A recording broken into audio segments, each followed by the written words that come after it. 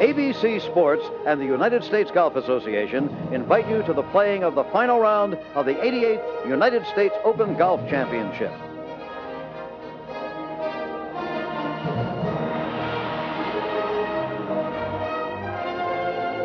Boston, hub of the universe, they call it up here.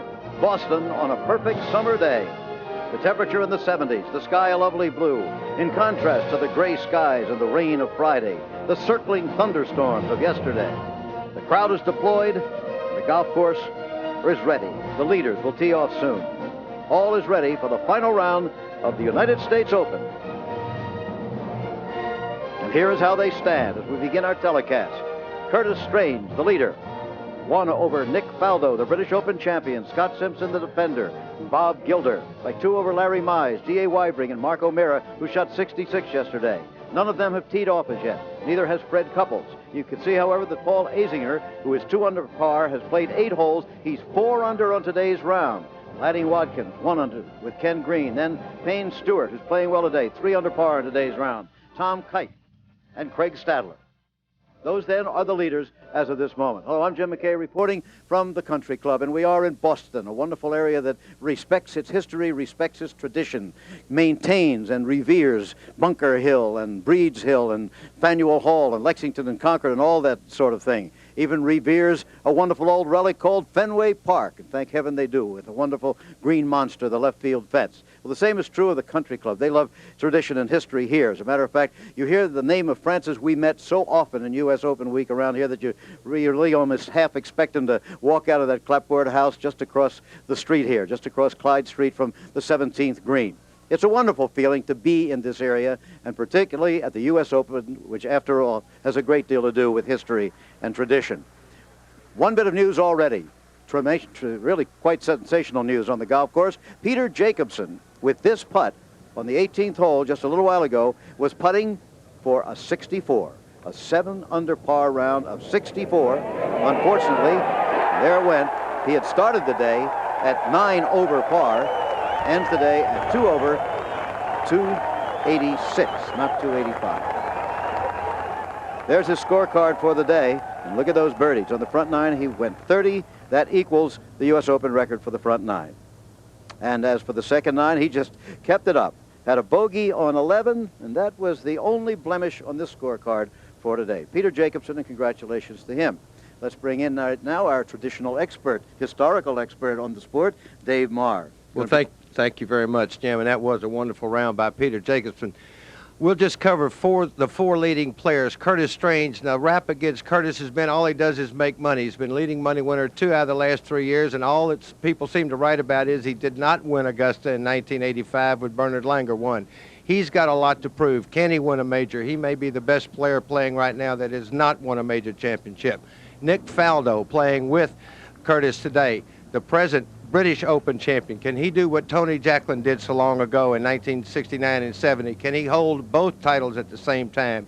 His stats show he's playing better than anyone else in the field. And Scott Simpson, what a story. Hasn't really played well since he won the Open at Olympic last year, but what a defense of his title, and certainly back into the tournament. Bob Gilder, what a story that is. Won 6 tournaments on the tour in the past. Really got sort of tired of playing golf and lost his zest, but he's back in a big way. A lot of people thought he would go south yesterday. He did anything but go south. He's right in there with a great chance to win. Curtis's 2 bogeys yesterday at 16 and 17 brought a lot of other people back into this tournament. There'll be many more stories before we crown an Open champion this year. Okay, Dave, let's take a look at the final pairings now and who our on-course commentators will be following. At 1:58, not very long from now, it'll be Fred Couples and Mark O'Meara. Judy Rankin will be following them. As a matter of fact, they should have teed off by now. At 2:07, Larry Mize and D.A. Weibring. Ed Snead will be with them. Jerry Pate will be with Scott Simpson and Bob Gilder. Jerry, of course, former U.S. Open champion himself. And at 2:25, the final pairing, Bob Rosberg will be following his friend Curtis Strange and British Open champion Nick Faldo. Now let's move to the first tee. The couples group has already teed off. D.A. Weibring really got himself into this ball game yesterday, Dave. That was a wonderful round in all that weather. Ed Snead is with that group. D.A. has not been known for his play in the U.S. Open before. He's Played well in some major championships, though, and has gone a number of times to qualify in the British Open, which I think shows a lot that he'd go over there and take his chances. This is a pretty strong opening par 4. By that, I mean it's got length, and, of course, U.S. Open rough, bunkers down on the left side. Just like to put it in the fairway here. He got off to an easy start, and it looks like he's done it. Always must feel good to get that first one down the middle. Now up on the first green, we have the aforementioned Fred Couples putting for a par. He's Jim, 4 shots out of the lead. He had hit his second shot in the bunker, the 6-footer for a par, downhill. Okay, that was Judy Rankin reporting.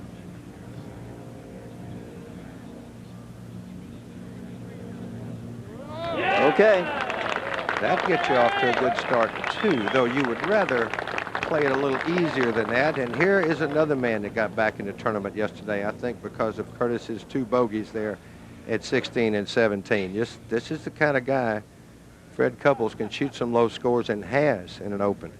Now Mark O'Meara, who seemed to be out of it until he shot 66 yesterday, 5 under par.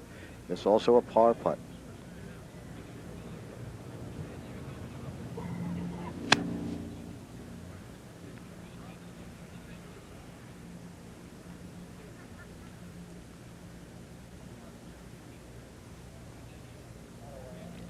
Okay, he remains 3 shots out of the lead. The 6-iron carries the bunker. Now let's go down to the practice putting green to Jerry Pate with the defender, Scott Simpson.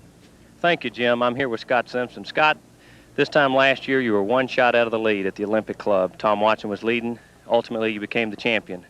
Today, it's the same thing. Curtis Strange is leading. You're 1 shot back. What are you thinking about before you tee off today?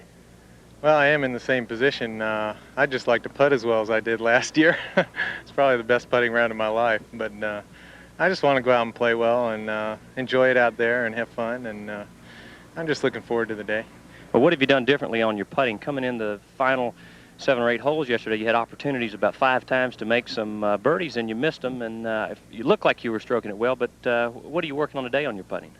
I felt like I was stroking it pretty good. My distance was a little off. Some of them were a little too easy, some were a little too hard. So, you know, I'm not going to change anything. Just hopefully, you know, it'll get a little better. Thanks, Scott. Good luck to you. Back up to you, Jim McKay.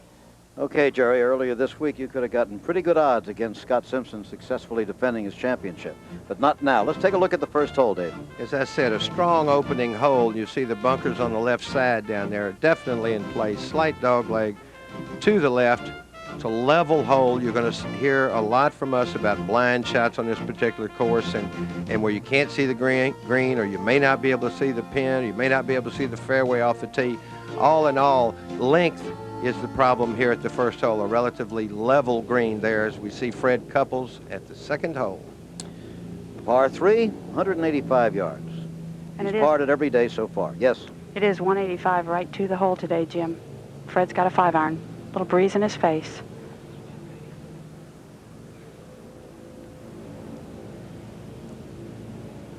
I want you to watch, if we stay with this particular picture, Jim, just watch how much he turns away from the ball. He's got a tremendous turn there. Wonder where he gets his strength. I don't think he likes that. That looked a little loose going through, and it's got to be right. Well, not too far. I've seen worse shots. I can't ever tell with his swing anyhow, and you can't tell from his expression. D.A. Wybring on the first fairway.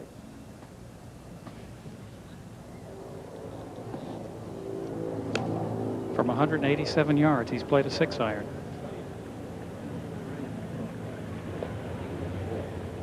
Very good opening shot, safely on the green, right in the middle of the green. Second tee again, the par 3, Mark O'Meara. Former U.S. amateur champion, revamped his game once he got out on tour and has become a wonderful player. That started left and is going left, David. In the bunker. Where you want to be, laddie. Well, these guys play bunker shots so well, Jim. If he's got any kind of lie, whoops. Hello. It may not be one you want to play. Larry Mize from the rough. That's from just about 180, and he's playing a 7-iron. Had a pretty good lie in the rough, a good break. Mize, remember, only 2 shots out of the lead. Very good shot, right in the middle of the green. We're back again at the U.S. Open. Let's go down briefly now to Bob Rosberg with the leader. Curtis, a lot of people say they'd rather be one behind, but I don't quite understand that that way of thinking. You'd rather be one ahead, wouldn't you? Well, I feel very comfortable right now, yeah. When you're one ahead, it means you can afford maybe a mistake or two. When you're one behind, you have to play just about a perfect round with as many good players as we have near the lead, so I like where I am. Curtis, what about a day like this? It's very bright out. Sometimes that makes it a little difficult to play when the wind gets up. Well, I guess it means that toward the end, the greens will get a little bit dried out. Greens might get just a little bit bumpier than when it's cloudy, the moisture stays in, but you know, this is Sunday of the Open. I'm not going to think a whole lot about that. I'm just going to play as hard as I can. That 4 you made at 18 was a pretty good morale builder.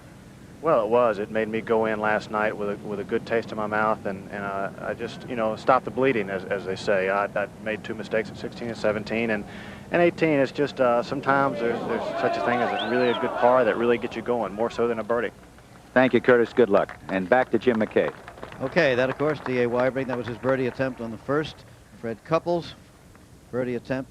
I think, Dave, as I said yesterday, you know, Curtis Strange has been a rather anonymous figure to the average fan as far as his personality is concerned. I think we're going to know a lot more about this man as far as his personality and his character are concerned before this day's done. He's got a lot of that, Jim. And what he said is, we're looking at Fred Couples there. Someone once asked Hogan about the same question that Rossi did about being a stroke ahead or a stroke behind. And Hogan said, would you rather be rich or poor? Of course you'd rather be ahead.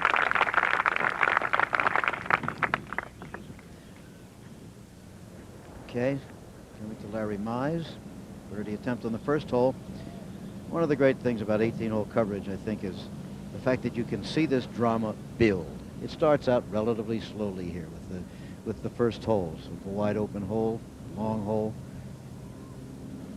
And here's where it all begins. This first tee, Scott Simpson, the defending champion.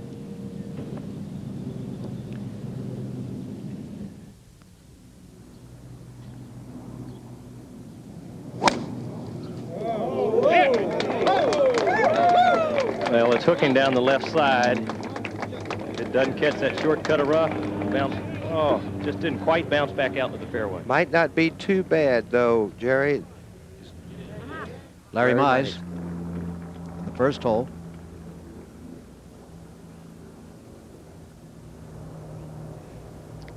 Now back on the tee, Bob Gilder at 17 minutes past 2 Eastern Daylight Time is preparing to hit his first shot. We will see some hard swings here. If one thing Bob is, it is aggressive. Oh, big shot right down the right center, drawing perfectly down the center of the fairway. Ooh, look at her run. I mean, it's 50 yards past Simpson's tee shot. If you got hit that hard, you'd run too, Jim. Yeah, that's right. Well, Scott Simpson also safely off. And it's interesting, by the way, that Francis Ouimet in 1914 made a very good defense of his championship after winning the year before. As Scott Simpson's been doing here, Ouimet finished 4th in 1914. Larry Mize for the par.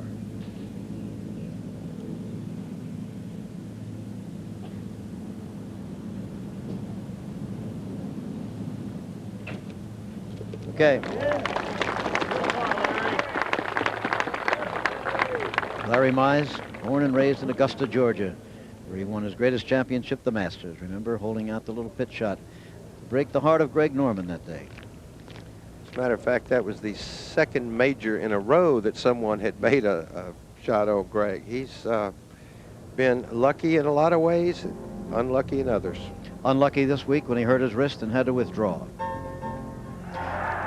Standing by now, ready to fill you in with a great deal of information and opinion, I think, Jack Whitaker with Jack Nicklaus. Thank you, Jim. And Jack, you've been in this situation so many times, going off last or near the last group on Sunday in the U.S. Open. What happens in the mind in that situation? Well, as far as preparation goes, Jack, the preparation starts the evening before. As soon as you finish your round, you know the position you're in, you know what you have to do the next day. I went to the practice tee to sort of relax myself. I went to the putting green to relax myself, get the tensions out from the night before. And then I tried not to change my routine. I tried to keep a routine that would keep me thinking the same way, feeling the same way, even down to sometimes even having the same breakfast. But your mind is, you're obviously trying to think about the U.S. Open, but you're not trying to think about it. You're trying to think that, well, let's just sort of be calm. This is just another golf tournament. Let's keep myself in everything even, and then try to get there to the first tee about an hour ahead of time, or the practice tee, and then just try to gradually build yourself up so when you get to the first tee, you're ready to play. Was there any difference when you were trailing or on the lead? Would you prepare differently? Well, I think that when I was in the lead, obviously I was a little bit more nervous than when I was behind. In other words, let's look at the leaderboard here today. I mean, if I were Curtis Strange sitting out there, I've got the lead. I know that I'm going to have to play a good round of golf, but I don't have to play a great round of golf if I'm leading. I have to make sure that if I shoot even par, anybody else in the field is going to have to break 70 to beat me. I look down the field. I look if I'm behind. Let's take Lanny Watkins, for instance. He's 2 under par today. Lanny knows that if he shoots 67 today, which is only 4 under par, then Curtis Strange, the leader, has to break par to beat him. Everybody else would have to break 70. So, I mean, it works from all different places. And no matter where you are in that field, you pick a score, and you know that somebody else is going to have to shoot not only a certain score to tie you, but a certain score to beat you, and then that's the way you play. Be here. All right, we'll be hearing from you, thank goodness, all afternoon, Jack. Thank you. Let's go back now to Jim McKay. All right, 2 Jacks. Thank you both. It's Larry Mize. Keep you up to date. Just looking to the future, we'll be watching the leaders here on these early holes, but Paul Azinger, who almost played himself out yesterday with a 5 over 76, is going 5 under on today's round and is 3 under par. That's the second 30 on the front 9 as we watch the DA. In case you're wondering about Nicklaus's breakfast, that used to be a cheese omelet. Always? I tried that, but it never helped me. Well, he said he tried to eat the same breakfast. Yes. Oh, yes. All right. That'll help my game. That's a 186-yard shot, and he's played a 4-iron against the wind. He's got to get up. Almost in the exact spot where the other ball is. Larry played a 4-iron also, just not quite enough club. Okay, Ed. Tremendous crowds here. They could be much bigger, but nobody'd be comfortable, and they have limited the crowd. Gilder. Remember the tremendous tee shot he hit on the first hole here. With a 9-iron from 158. Ball's going to fly out of the rough, and it's right at the flag if it's the right distance. Nope. Hold it down. Too hot. As you said, Jerry, it flew to the back of the green and into the second cut of the rough. Scott Simpson had already played, but this was the shot.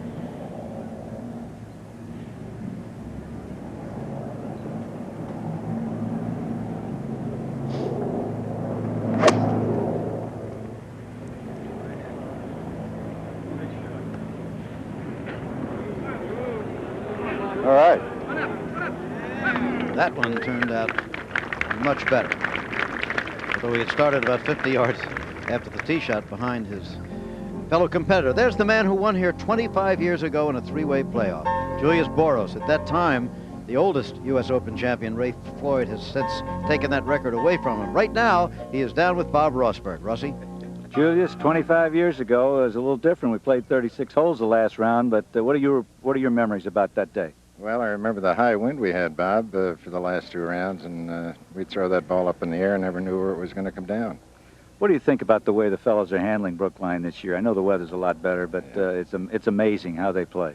Well, I kind of took a ride around the golf course yesterday, and the fairways are in perfect shape, and the greens are certainly a lot better than they were back there in 1963, and they're making a lot of birdie putts out there, and the scores indicate that.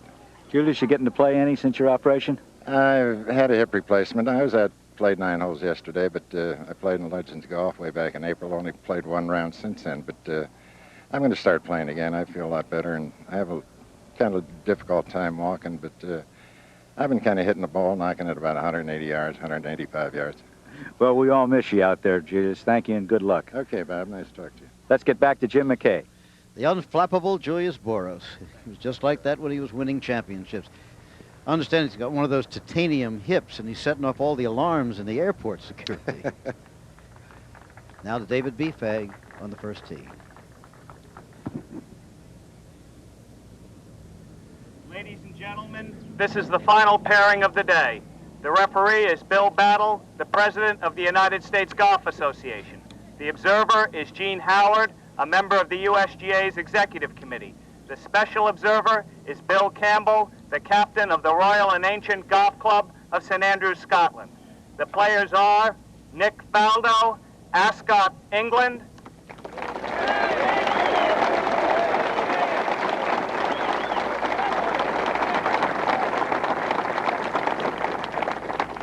and Curtis Strange, Kingsmill, Virginia.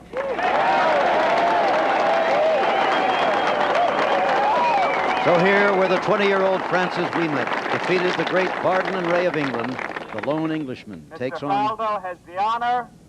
Play away, please. the others. Here he is. This may be the most exciting shot of the day. Once you get underway, Jim, and you kind of get the butterflies out, that's why it's important to hit, I think, a good tee shot at the first hole. Get away smoothly.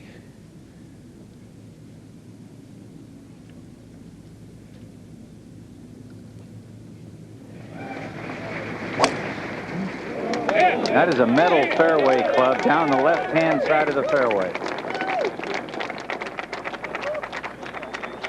And in pretty good shape, huh? Nick Faldo safely off, and interesting to hear that the gallery is encouraging him just as much as the other. Scott Simpson for a birdie. On the first hole still. Now, the leader, Curtis Strange.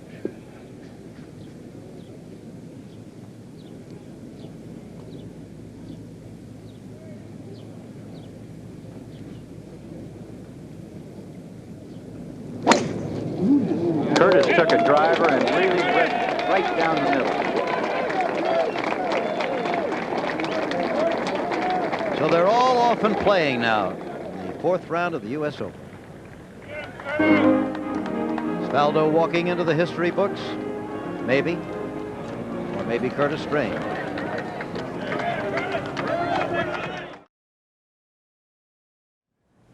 .190 yards, downwind, slightly out of his right.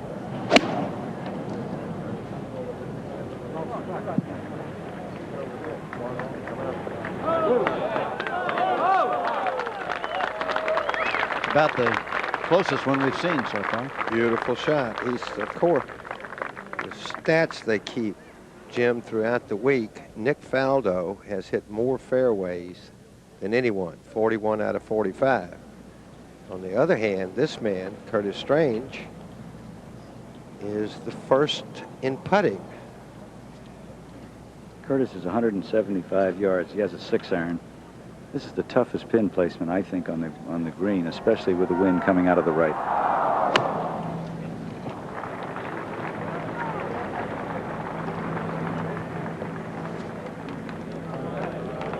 Well, he's played it conservatively and safely and right in the middle of the green. He answered Nick's shot very well. Well, there's a look at the statistics. And you can see greens hit. Now, remember, this is all out of 54 holes. And you can make up your mind there. It's not 54 fairways. That's right. Well, the fairways would be there 15 either par 4s or par 5s. There's only 3 par 3s is what I'm saying. Usually there's only 14 because it'd be 4 par 3s.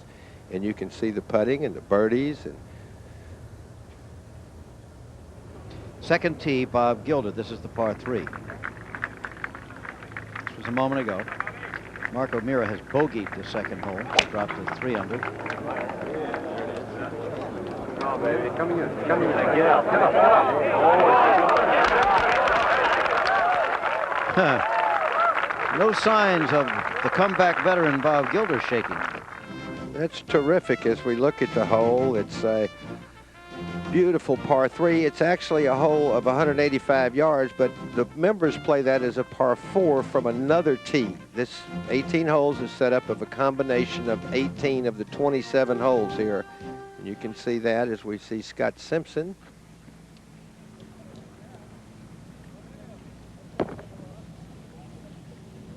Scott with a very good lie in the bunker. This is not a difficult shot. He did miss the green, though, with a 4-iron here on the second hole. Pulled to the left. This is probably the best conditioned sand I've seen in a major championship in a long time.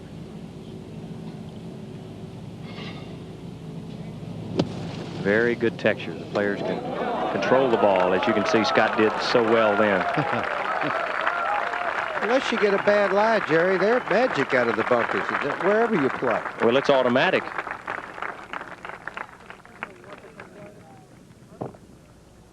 Now back to the first green for the leader's birdie attempt. Curtis is about 25 feet. Back where the flag is relatively flat. He's putting just slightly uphill, but pretty much of an even surface back there. Best finishes, Curtis finished third in this championship in 1984 and fourth last year.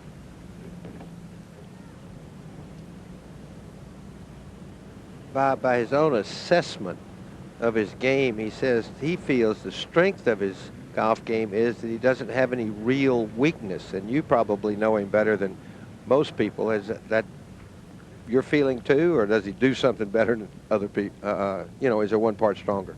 No, I don't think there's any one part stronger, David. He's a good putter, but he does everything well. Gilder on the right for the birdie. Nope. Had a good chance, too. May have been a little quick there. That wasn't as smooth as Bob does, because a little quick there on that putt. Makes his par, and here's Strange. We'll have that left for a par. So we move along the golf course, back out to the third fairway. Or is he on the fairway? Jim, he is just in the short rough there on the left. His main problem is the stance. He's got a very good lie. He has 186 yards or so to the hole, and he's taken a 5-iron. I'm sure he feels the ball's going to fly a little bit. It's going against the wind, but it's downhill, and it's very firm in front of the green. It's a long par 4, 448 yards.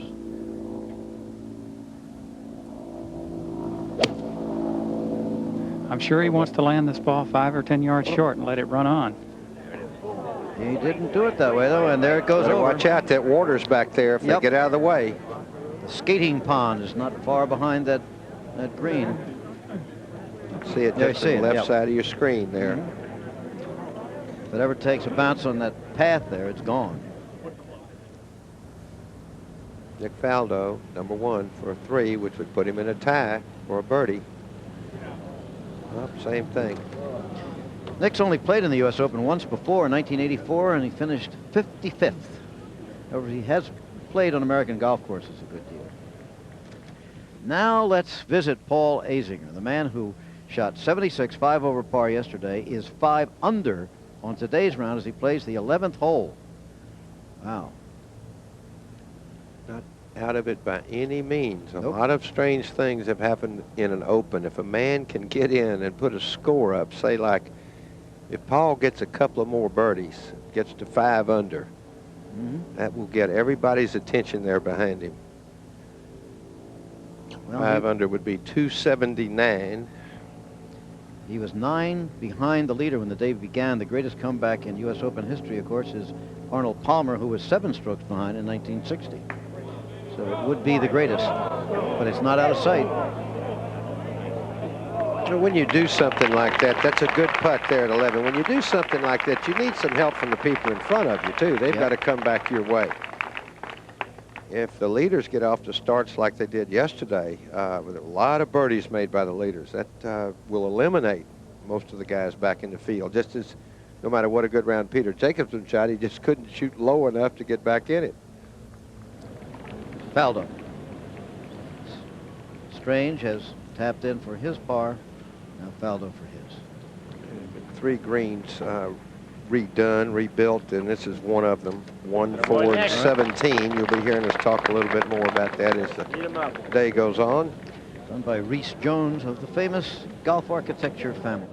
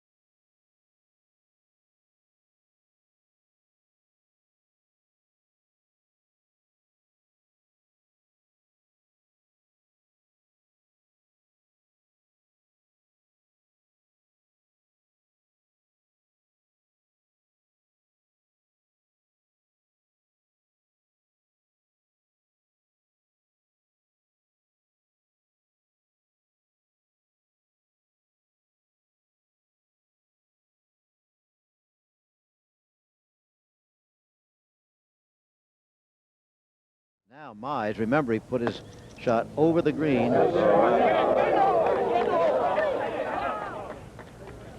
That road is part of the golf course, and the players are not allowed to drop there.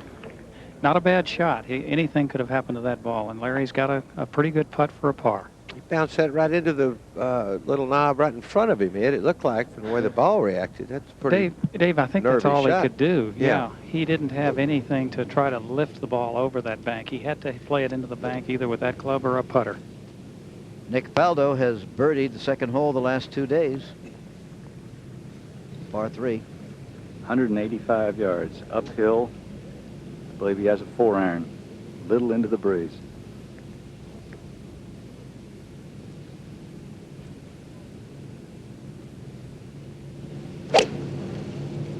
Nice.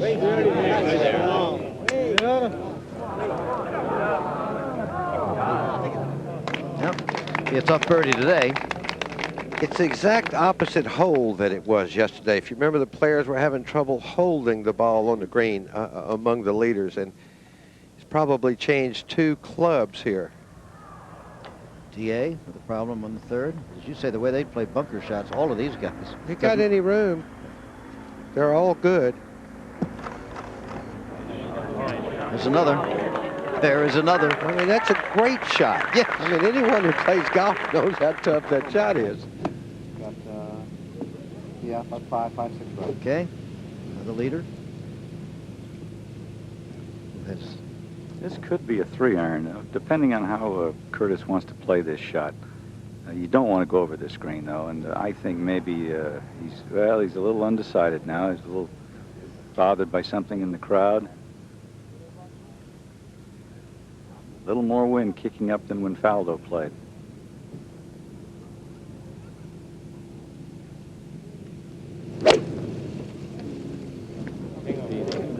Be the one. Get up there. Well, in a couple of these groups, the man hitting second just hasn't been able to believe what happened to the man who hit first. Gets the same result. Third green, Larry Mize needing this for the par to remain at 5 under, 2 shots behind the leader, Curtis Strange.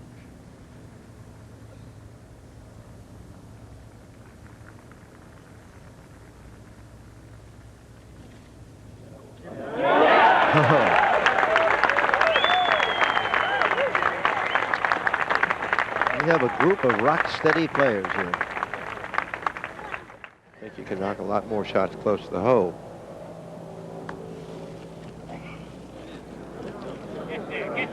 Came up a little short. Good shot.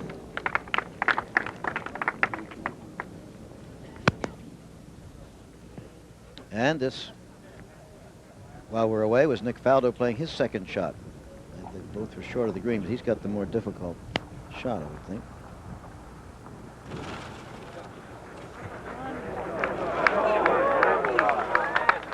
Beautifully done. Now, here's a bit of tape with Scott Simpson in trouble on the third. Jerry Pate has a report. Scott drove his tee shot in the left rough, and as you could see, when he played his second shot, he was in the tall fescues. He had to wedge out with a sand wedge, and now he's playing his third shot to the green.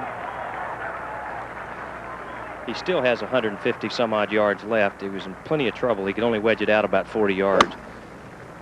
And you can see that shot is going right towards the flag. Not a bad recovery shot, but it just spun off to the right. He'll have that long putt for a possible par, so Scott Simpson may well drop one there. Curtis Strange needs this for a par.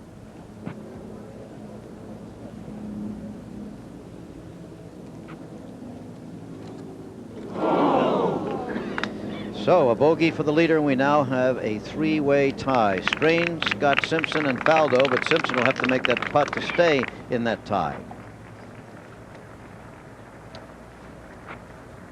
So we have no clear leader in the U.S. Open.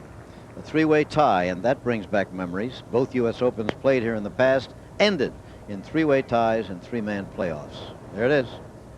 Larry Mize now only 1 behind, and so is Bob Gilder, although he lost a stroke. D.A. Weibring lost 1, is still only 2 back. Lanny Watkins has joined the fray. He's 1 under for the day and 3 under for the championship, so he's only 3 back. Gilder's birdie attempt. This putt is extremely fast coming down the hill from about 20 feet. It's got plenty of speed. Better slow down now. Ooh. Plenty of speed, all right. He's an aggressive putter, I'll tell you, Jim. Aggressive player, Jerry. Faldo made his par the second hole, so he is in that tie with Strange. There it was. Faldo's par. Age 30. Father of a little girl's wife is with him, but not the rest of the family. His mom and dad are babysitting back home. On Father's Day. Simpson needs this for a par. I think if he can hold this putt, this is going to be one of the key putts to this round. He'll be off to a good start with 3 pars on the first 3 holes if he can make this one and regain a little bit of composure.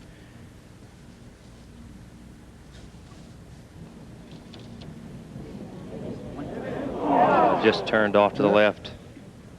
So Simpson drops out of the tie for the lead. He's 1 behind. It's now Strange and Faldo, and here is Weibring, who is 2 behind. Didn't like it. That's a wedge from 123 yards. It's pin high. He's pulled it to the left side. It's not a good shot for DA, but he's got a putt at a birdie. Larry Mize hit a 4-wood off this tee to about the same position. He's only a yard or 2 less to the hole, about 120 yards. Pin on this hole today is on the right side, right behind the bunker. And the green has been very firm all week. It's difficult to shoot right at this pin. I think you can get closer if you stay just a little bit to the left and land a little short of the hole. Distance not the problem on this 338-yard par 4. I think this is a perfect pitching wedge distance for Larry. Gilder made his par at the 3rd, so he remains 1 behind. Not so much distance the problem, it's judgment, because this is one of those holes that's sort of blind and it always throws you a little bit. If you could see the green and where you needed to land, makes it a little bit easier.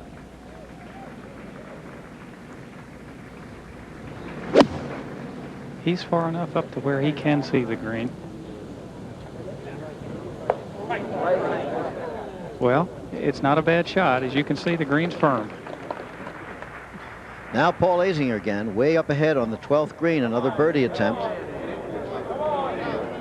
have that for the par to remain 5 under for the day, 2 over for the championship. Have a look at his front side scorecard. He had 30, and that ties him with a lot of people for the lowest front 9 in the U.S. Open. 1 bogey there. 6 birdies. Pretty fast finish there at 6, 7, 8, 9. He was once a... We'll get to that in a little while.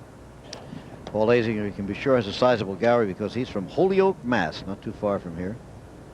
What was invented in Holyoke, Mass? I bet you don't know. You're right. Let's go bet somebody else. What was invented there? Volleyball.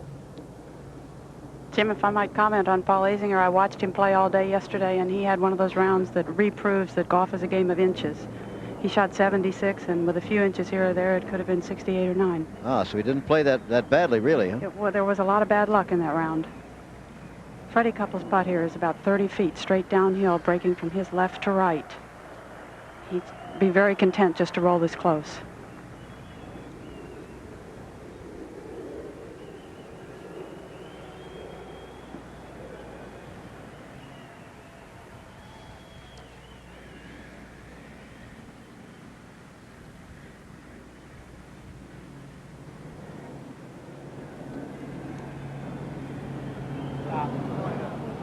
Hold it.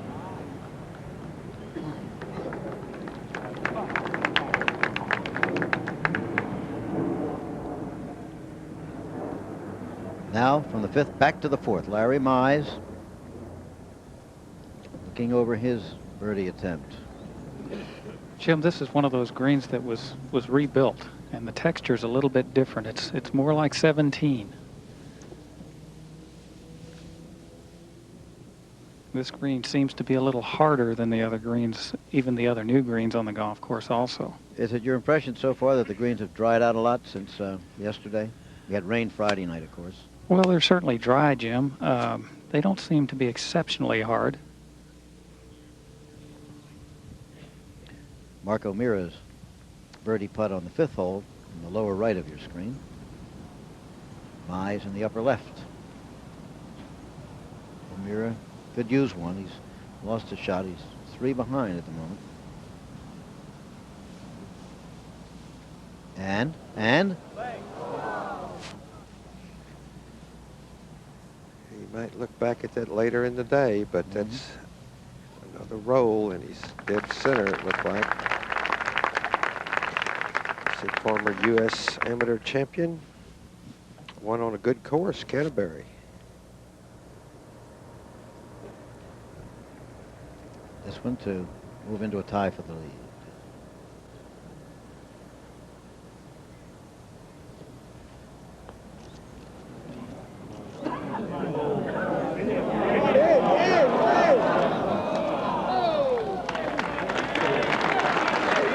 It'll be a game of inches all the way today for sure. It always is, Jim. Just a little bit more, or break when you need it.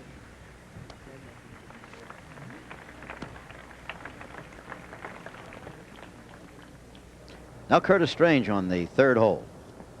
Curtis is driven just through the fairway into the light rough, and coming downhill and pretty much downwind, that couple of inches where the ball rolled into the rough is going to be a major factor in this shot. He's 175 yards. Wind is kind of gusting now. Actually, it's good flowing back into him. Faldo played a little earlier and the wind was with him. Wind is right in Curtis's face now. Of course, Curtis didn't judge the wind properly on the 2nd, so he seems to have some doubt.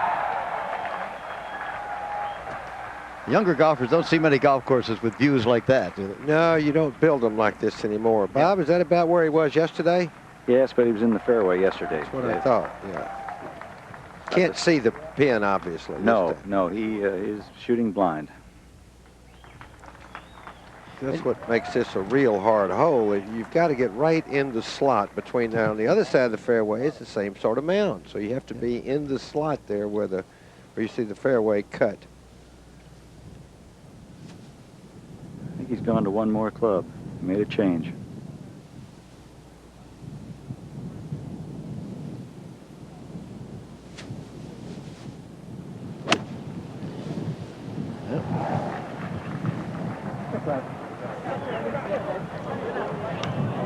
Oh, watch it. Larry Mize. That's where oh, they all got out of the way. Oh. That's hot.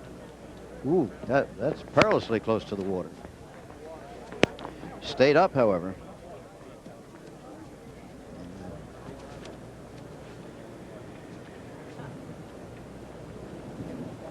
So Curtis has misjudged the wind on the 2nd and on the 3rd hole. Short on the 2nd, over on the 3rd. Faldo's 2nd shot.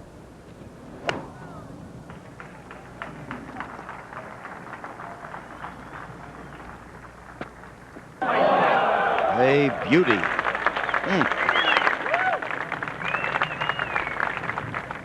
Now on tape, D.A. Wybering's birdie putt on the 4th hole.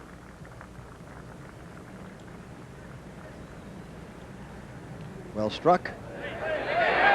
Or would you say perfectly struck? That takes him to 5 under. It's now Strange and Faldo by 1 over Mize, Wybering, Simpson, and Gilder. All of them within a stroke. We'll return with more U.S. Open action after this message, and also a word from your local station.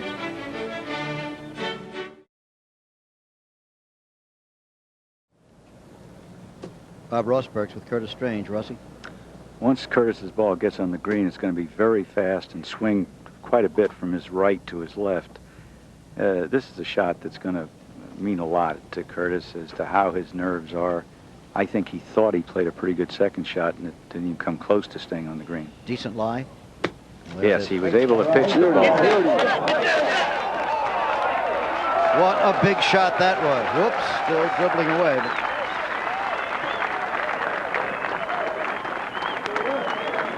Bob is so right about a test to your nerves at that point, Jim. Well, now to the two nerveless ones who will be carrying you for a while from here on in. Our colleagues Jack Whitaker and Hands Across the Sea, Peter Ellis. Thank you, Jim. Well, Hands Across the Sea. What do you think here in these opening hours of the final round? Well, I think it's been a very interesting start, hasn't it? Mize, Faldo, and Simpson have all kept their game going very well. Faldo seems to be very much in control of himself. These are very big occasions now, and the players really don't have any privacy at all. We have cameras in locker rooms watching them have sandwiches and following them here and following them there. I suppose for the last 20 years or so it's always been like that, but I think there's an awful lot the players have to contend with now, and they've got to learn to settle themselves quietly, as Jack was saying. The preparation is all important, and we're going to see an awful lot of toing and froing today. I mean, this was a splendid second shot of Faldo's here. If he could hold it, he's got to hold some putts now. Otherwise, we're going to have 4 or 5 people all tied at the end of the day, and a big playoff tomorrow, which wouldn't be uncommon here. But these are the putts after second shots like the one he played. He's got to hold.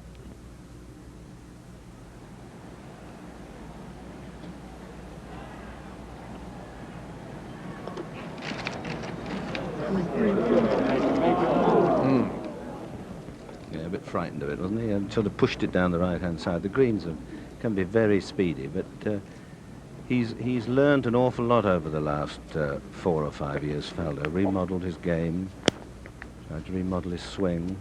It's always been a beautiful hole around.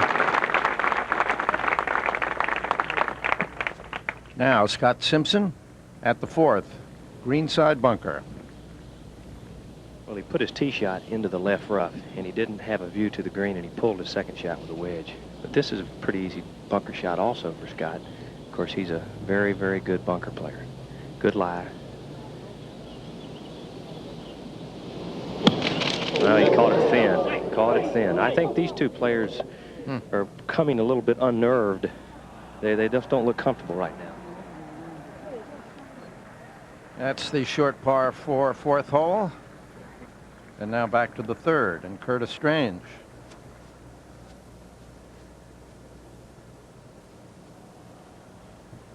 Well, he's putted beautifully all week, hasn't he, until the closing holes last night. And he's missed one small putt today already. This one would be a real bonus if he could get it in.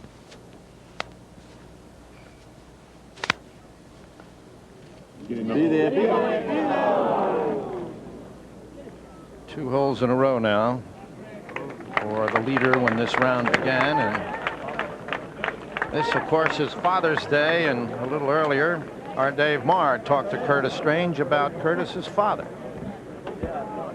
Well, he had a great influence, you know, with any little boy that's growing up and playing, starting at 9 years old like I did, and played every day when I was 9 years old and on in the summer, and go to work with him early in the morning, come home at night. Taught me obviously the fundamentals of golf, which stayed to me to this day, but taught me more than that, how to handle situations and things like that, and how to work, how to appreciate what you've done, and just little things like that. And unfortunately, you know, I was 14 when he died, so but when I was that young, I feel like I still hold a lot of things, you know, down deep, and remember a lot of things he told me when I was so young. Curtis Strange, speaking of his father, Tom, who was a golf professional, as we look at Larry Mize. That's a 7-iron for 163, and it's going well left. He's in the heavy rough to the left of the green. Pretty wild shots with a 7-iron. I was just saying to Ed Sneed earlier on, with these greens the size they are, if you walked up and put the ball dead center of the green every time, you wouldn't be all that far from the hole. I think some players think, I'm not too sure they know how far 25 feet is, but I don't think you'd be much more than 20, 25 feet from the hole every time. This is Gilder for a birdie at 4. Par. Putting for a par. Missed the green, pitched it on the back part of the green, and is going to clean this one up for a bogey. All right, Jerry, thank you. As we go to the 5th fairway and D.A. Weibring. That's a 9-iron from 140 yards. It's to the right of the pin, but it should spin left. It should come down that hill. It's coming some. It's still moving. Interesting hole, the 5th, where Harry Barden hit it out of bounds and still managed to stay even with Barden and Ray, or Francis Ouimet, rather. As we look at it, dogleg and the green, I expect, is the whole character here, since it slants right to left. No troubles on the left-hand side there.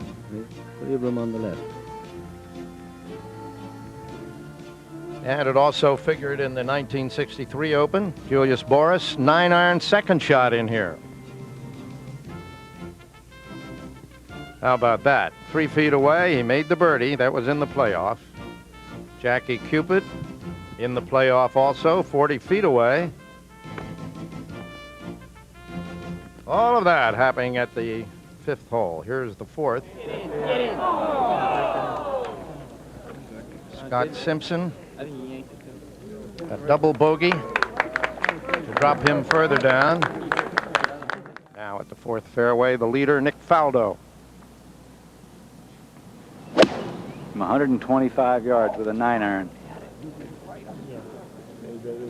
Well, again, he's hitting these greens, fairways and greens, Peter, isn't he? Yes, he's playing very well. Saying before, he's learned an awful lot over the last 2 or 3 years. He's been very hard on himself for a long time, but now he's through that patch now. This is on videotape. A heavy rough.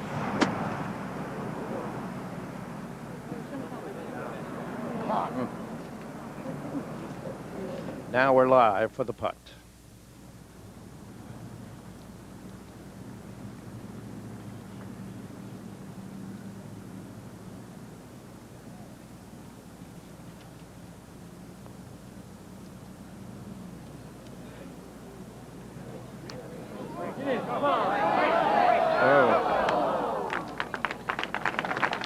So one by one, the leaders have been falling back, with the exception of Faldo. Curtis Strange. 105 yards from out of the rough. That ball's not going to stop.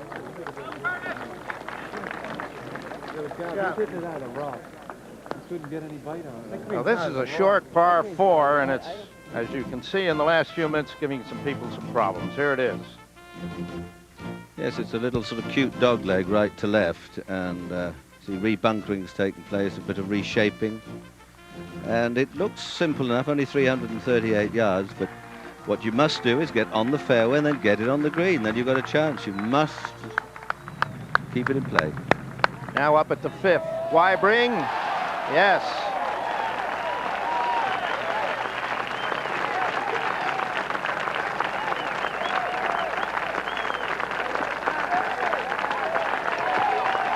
He joins Nick Faldo as co-leader. His dear and great friend Peter Jacobsen shot a 64 here this morning. Look at it again.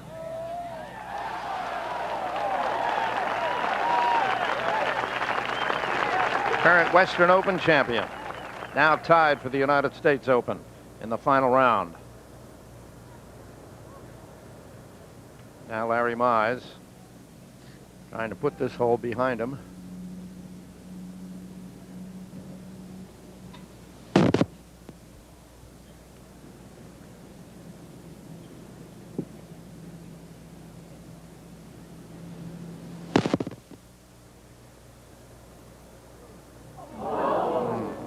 Suddenly the hole seems to shrink, doesn't it? Yeah. Doesn't it indeed? The 6, you see, but and in all truth caused by a badly struck 7-iron. I mean, you don't expect players of this caliber to miss the green by 30 yards with a 7-iron. Now Lanny Watkins at the 8th hole for a birdie, and he's right in the middle of it. Lanny 1 under today, 3 under for the tournament, and 3 shots off the lead. And very capable of streaking.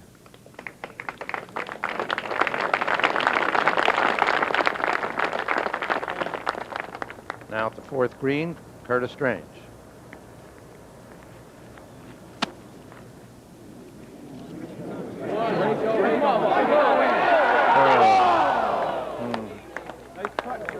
Oh, that looked so good so long. Certainly did. Well, he hasn't lost the stroke, has he? Now we're in the 5th fairway. Scott Simpson. With a 6-iron from 171 yards, playing downwind, slightly downhill.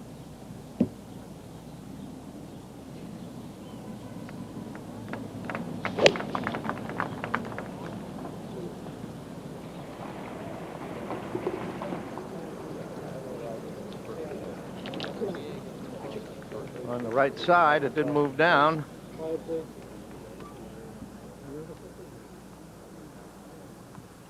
that's what he has left.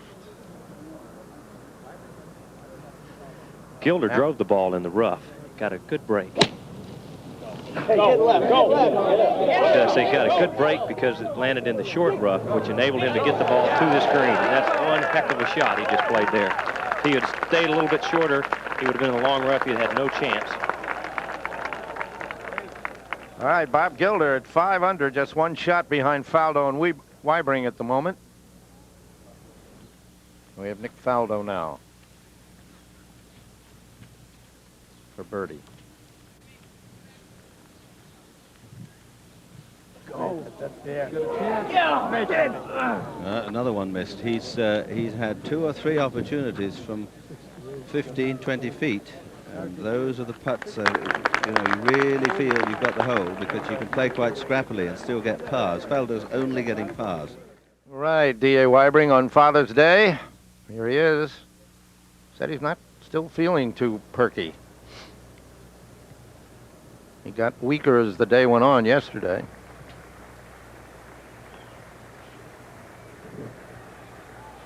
And while we're waiting here, let's move up to the other leader, Nick Faldo, who's on the 5th tee. Stand down the hill, please.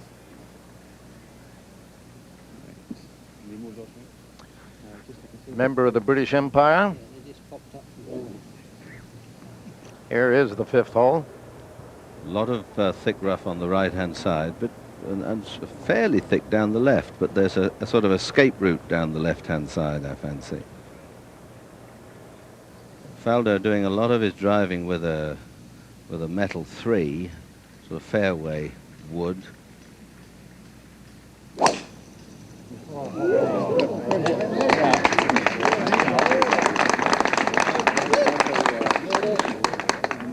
Just split the middle right there. Couldn't have it any better than that. And that's the shot he'll have left. Now to the 6th, another short par 4. DA's hit a very good drive here, Jack. He hit the ball a little farther up the hill than most of the guys are playing, which I think is a bit of a gamble sometimes because it can kick into the right rough, but he's perfect. He's right in the center of the fairway. He's only got 90 yards to the pin. I think that what he has to be careful is if he hits a club like a sand wedge and he doesn't get it up to the pin, he can spin this ball back. I think the shot that he would be easiest to play is one with a pitching wedge and landed a little bit short of the hole. But he's taking a sand wedge. He's got to hit this ball firmly to get it to the pin. That better get up. Yeah, never did. Yeah, I really thought that a pitching wedge was the club there. Sand wedge just doesn't seem to be enough. Now Bob Gilder back at the 5th green for a birdie. Try and climb back a little bit. Big right to left breaker. Never got it started up the hill. It's amazing. About half the field has been in red figures on the front 9 this morning, except our leaders. It's a little different. The air is more rarefied at the top, isn't it? Yes, there's an awful lot of people now, good players too, within 3 strokes. 5th tee, Curtis Strange.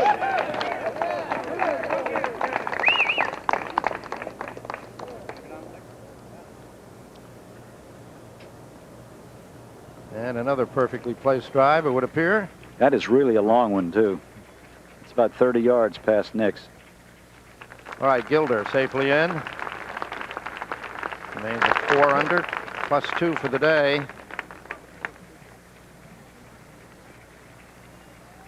So the situation, we have co-leaders at the moment in this final round of the United States Open, D.A. Weibring and Nick Faldo, as Curtis Strange, Bob Gilder, and Scott Simpson, who were all up there in the beginning, have dropped back a little bit, and Lanny Watkins is making a move, and Paul Azinger, who had 76 yesterday, coming back very strongly here this afternoon.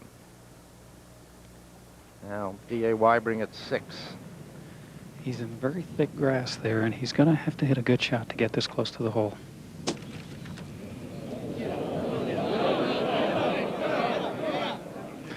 It's not bad. It was a very difficult lie. Well, that's for par for D.A. At this 312-yard par 4. There's the tee back there up in the corner. It's not the sort of hole you want to be struggling to get a par on, Jack. Again, you know, with hindsight, all you have to do is get it on the fairway, get it in the middle of the green, and you've got an uphill putt, and you might get a birdie 3. If you miss the fairway or leave it short of the green, as D.A. did there, you know, it's not always the great shots that win championships. It's the little mistakes, the foolish errors that cost you them.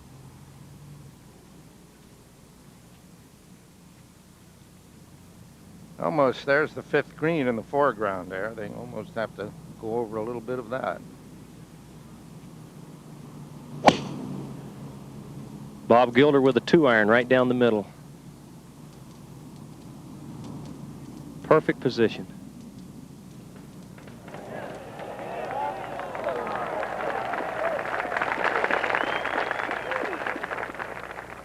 Now at the 5th fairway, here's Nick Faldo. He's 150 yards going straight downwind.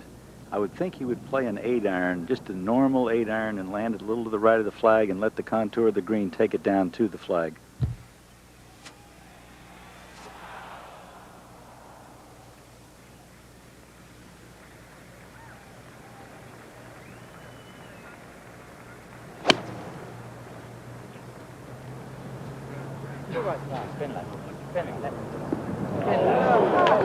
Another splendid approach shot. Yeah, good shot.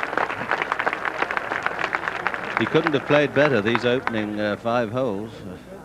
He has to get the putter going, doesn't he? He certainly does. Could have put himself in a very good position. Now D.A. for par. Keep a share of the lead with Faldo up ahead at the 6th. You know, Jack, I'm not sure what happened on that second shot. I don't know if it was a mental mistake or he didn't judge the wind. But going uphill that far on an uphill lie, I think sand wedge just wasn't enough. Still got a chance to save par.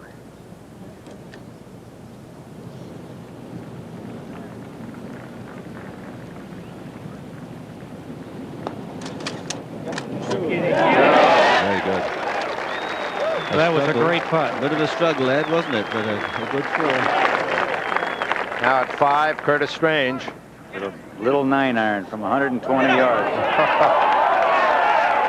Better make room at the top.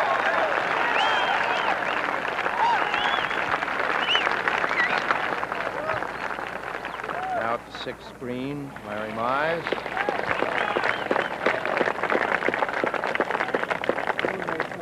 Who has dropped down now to 3 under, but patience is a key word here, and you've just seen a little bit with Curtis. He didn't let that bogey upset him too much. And Lanny Watkins lurking.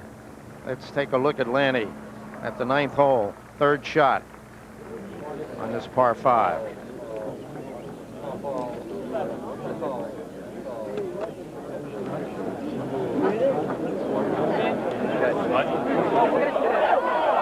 Oh. Now at the 15th tee, young Paul Azinger started 9 strokes behind today. He's only 3 shots off the lead now. Amazing.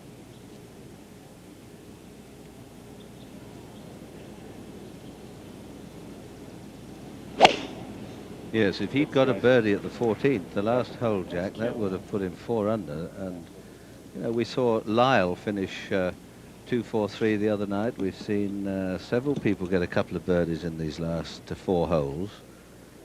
I say it would be sort of slight poetic justice. He did sort of lose the British Open Championship to Faldo. And perhaps the roles may be reversed. You never know. Long way to go. All right, D.A. Weibring at the par 3 7th. He's taken a 4-iron. It's about 208 yards. Get back there. He has started the ball toward the center of the green. It's going to roll to the left a little. Very good shot. Up by the pin. Now the 5th. Big swing. He hasn't hit. He's been very short. Well, not very short, but he's been hasn't really run the ball at the hole today on these opening 5 holes. Just a little bit of nerves, maybe.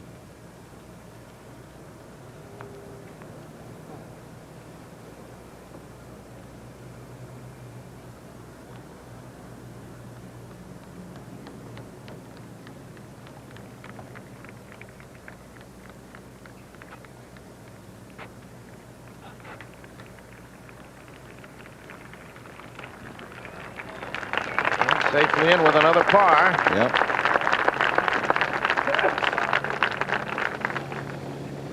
Larry Mize at the 7th tee.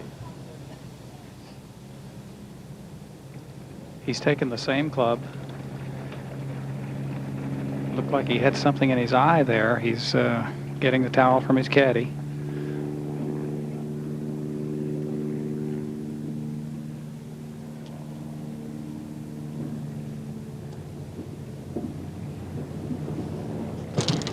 Strange is 2 over today. Gilder is 2 over today so far, and Larry is 2 over today. Now Lanny at 9 for a birdie to go 4 under. That would have been nice for him if that had gone in. Finished right behind the hole. That might have set fire to him, that birdie. Now Curtis for a birdie.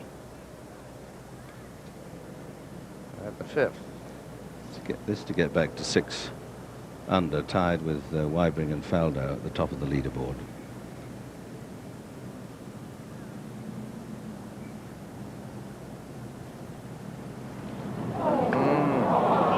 Well, now.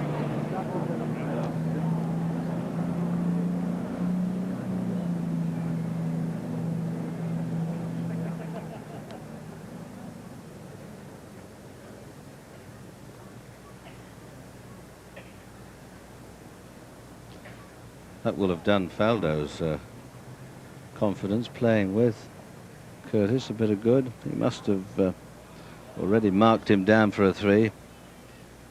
Yeah, sweat on Curtis's forehead.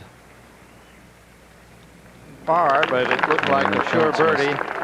He stays 1 shot off the lead. Now Larry Mize at 7.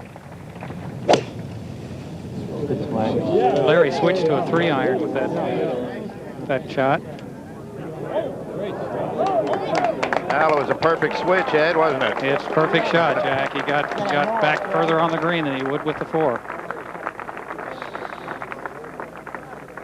Very difficult pin position there at 7 today. Here's Simpson up at 6.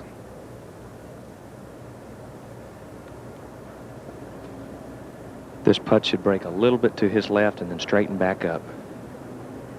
Slightly uphill. It's a very makeable putt.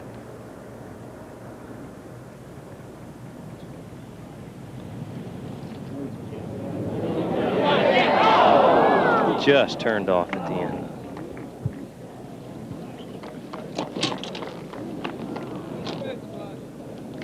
Scott has dropped 3 shots on this front 9 so far.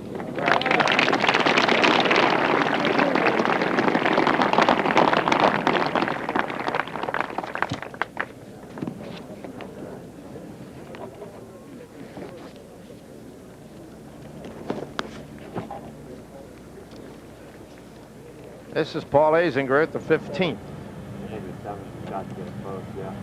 Well, the 7 scores so far today under under 70, Jack. So I think we'll see a few more before the day's out. I figure it's going to play about 62, and I got the wind hurting about 5 yards. Floyd and Crenshaw 267s. Ishii, David Ishii 68.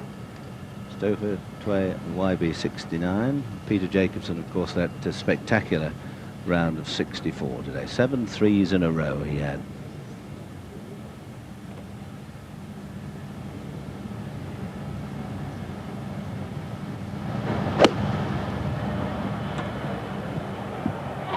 Back down.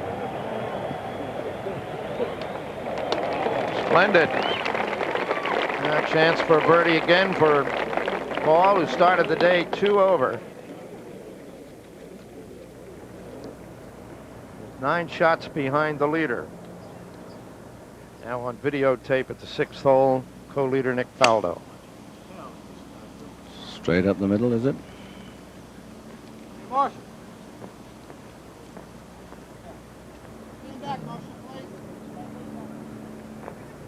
That's what he has left. It's uphill. Very sharp hill, as a matter of fact. Only 312 yards.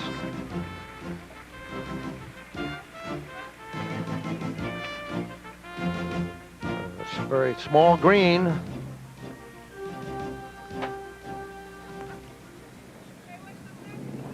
As Faldo and Strange now walk up the fairway, past the 5th green, and up the hill at the 6th hole.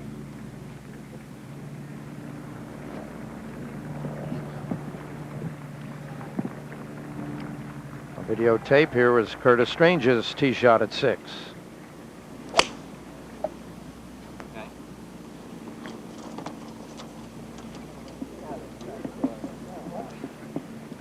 Now he's on the right side of the fairway. Faldo's on the left. Here's Wybring at 7 for birdie.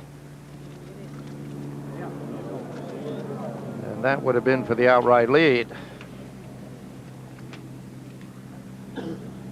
Not a bad 3, Jack. This hole has been one of the most difficult holes on the golf course.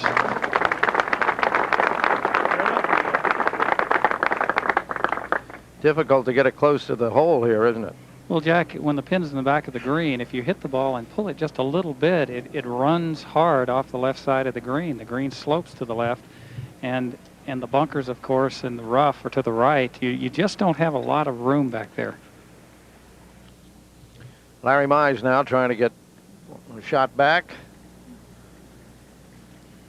Very unusual to see Larry hit a shot like he did at number 5 and pull it that far to the left of the green with a 7-iron. I think he just got very quick with his swing. I've watched him play here, and I watched him warm up, and he's got such good tempo. If he's slow enough on his backswing, he just doesn't hit any wild shots. Well, it is Sunday afternoon at the Open, isn't it?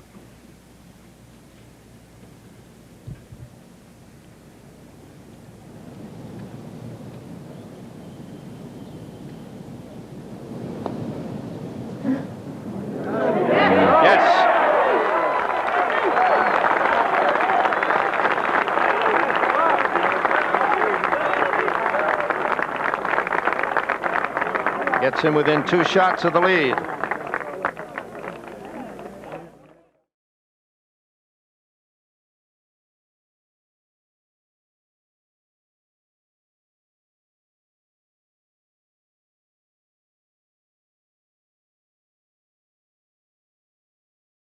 Second shot for Faldo, and you can see what the hill is like here at the 6th hole. It's from 100 yards.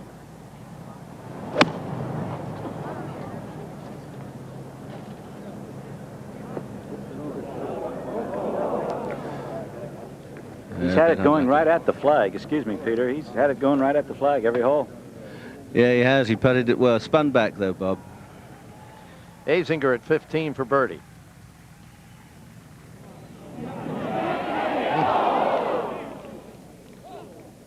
Another one that brushes by. Back to the 6th fairway, and Curtis Strange. Curtis is 85 yards and has a beautiful angle coming in. If he hits the ball a little to the right of the flag, it will come down to the left. He's shooting right up the swale of the green.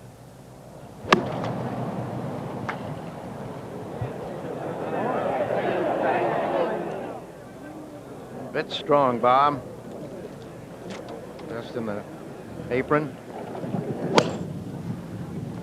Larry Mize at the 8th. He's lost it a little to the right. It's very, very close to that bunker or in it. Found the bunker, Ed. And in the front part of it, too. Yes, near the face. Don't think you'll get far out of that. 385 yards, the 8th hole. D.A. Weibring with an iron. Not a bad play here. Just want to put it in the fairway.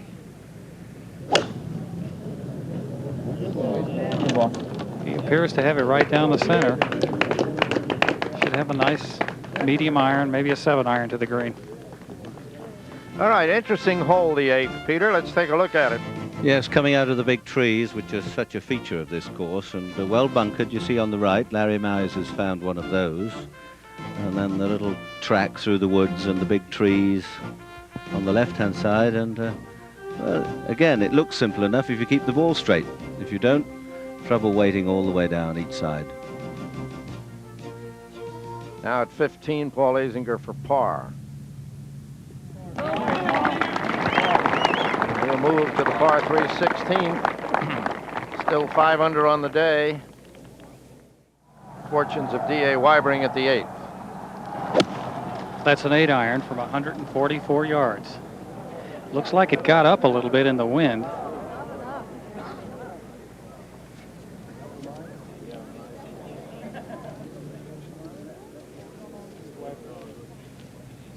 th of par 3, Paul Azinger. If he could put in a birdie or two over these last holes, Jack, he could set a very good target.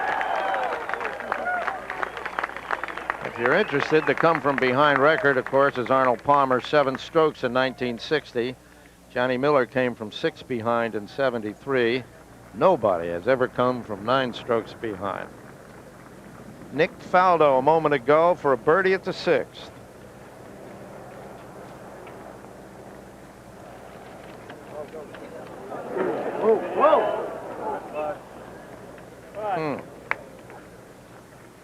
Another par, perhaps, for Nick Faldo. Now, Steve Pate, who has just taken these middle holes. This is on tape at the 10th. We birdied the 8th, 7th, eagled the 9th.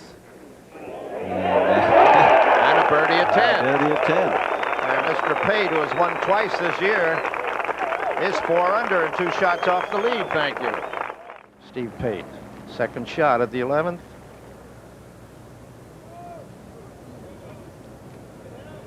.453 yards, par 4.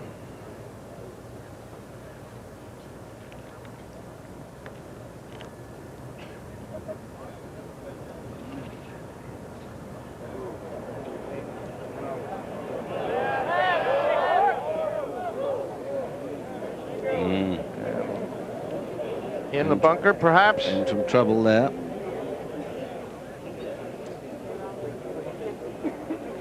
One or two of them will be getting a little bit edgy now, Jack, thinking that old thing. Greatness thrust upon them. I mean, it could be just they're able to keep things going. I mean, like Azinger, who's so far ahead of the field in playing distance, you know, a couple of holes left. Set the pace. Here's Faldo, who struck the ball very well.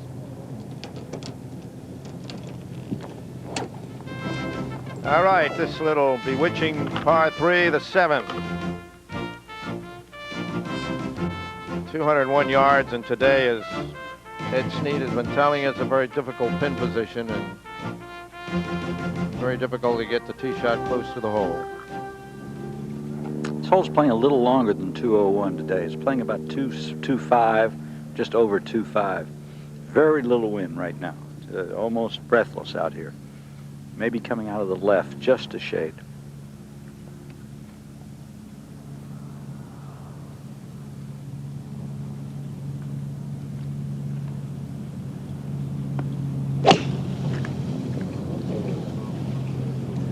This ball's going quite a bit left.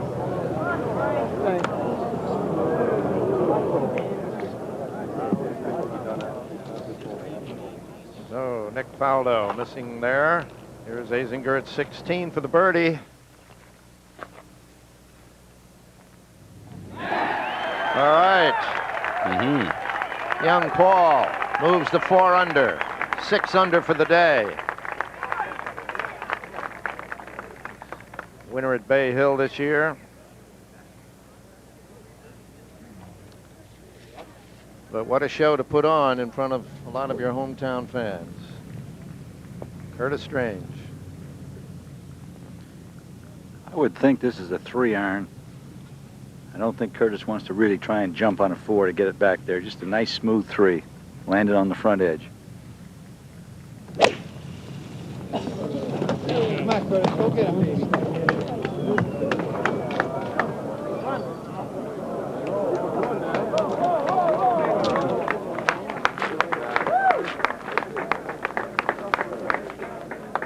Now from there we go to Steve Pate at 11 from the bunker. Good shot, Oh, too. nice. Nice Good lead shot. up.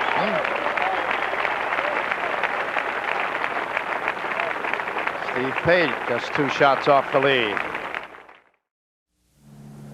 We are back. This is Nick Faldo, co-leader at the 7th. Very tough little chip, and he played it a little differently than I thought he would. He pitched it up on top and made a miracle shot. Didn't have that kind of a lie. I thought he could play that shot. I thought he'd put it down into the swale and let it run up, but he played a marvelous shot.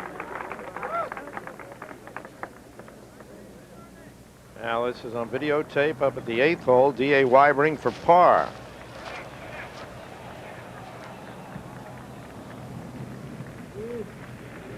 Uh-oh. He had driven it perfectly into the middle of the fairway. And we'll drop out of the lead now. So Lanny Watkins on the back 9. Second shot at the 11th.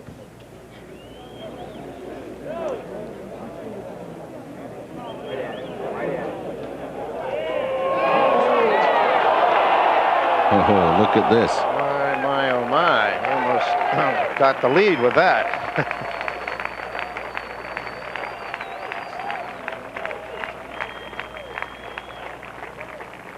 Well, Lanny needs that back. A double bogey at 10 has put him back to 1 under.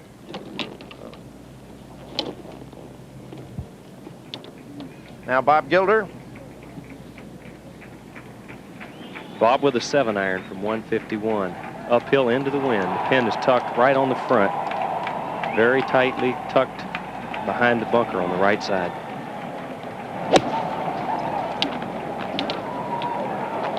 Oh, that's a good-looking shot right there. Oh, jumped right over the hole. Almost went in on the fly.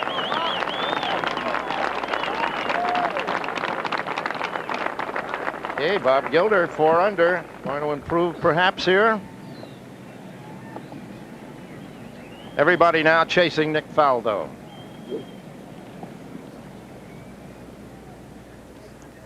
On videotape at 7, Curtis Strange.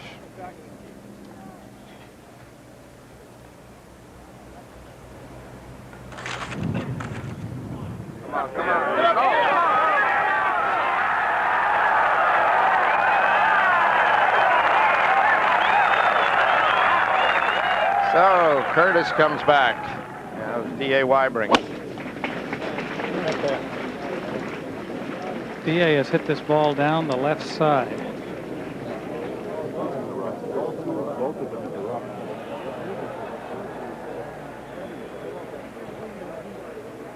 Down in the left rough at the 9th hole.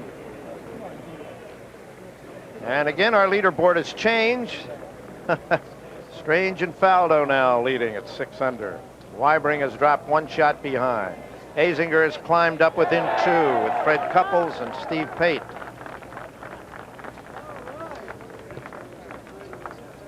Mize and Simpson now 3 shots behind along with Gilder.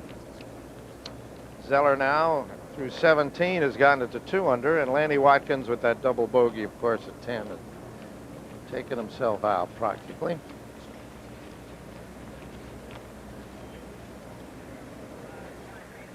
Now Curtis Strange, co-leader at the 8th tee.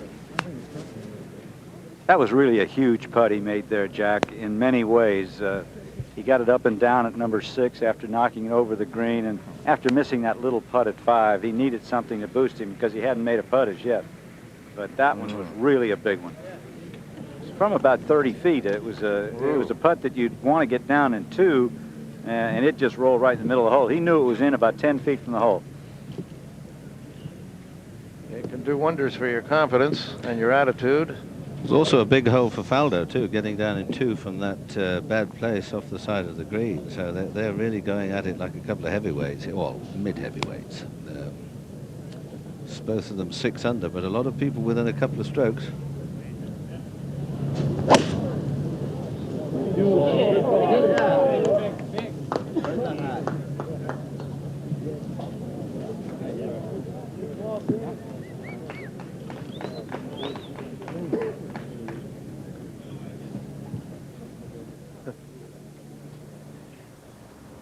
All right, this is Marco Mira. Had such a splendid round yesterday. He's 4 under, 2 shots away.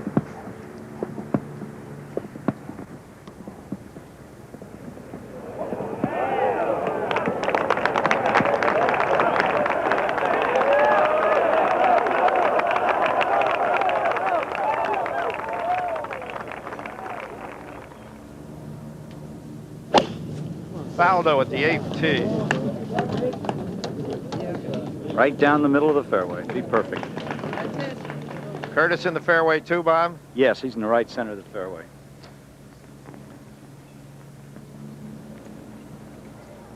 Now Scott Simpson at the 8th green. Downhill left to right breaker. Didn't start it high enough. It's going to turn off to the right. Now Lanny Watkins at 11 for birdie after that magnificent shot.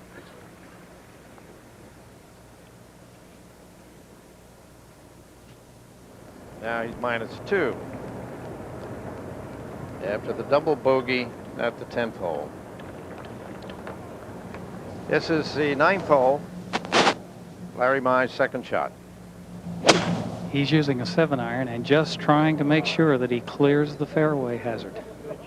He does nicely, and he's in good position for his 3rd shot.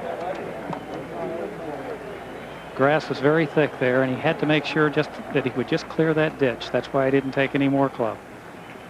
510 yards, par 5. The 9th. Now we're back at the 8th, and Gilder for a birdie. Also big left to right breaker. He's got it. Oh, just hit it through the break. Hit it too firm.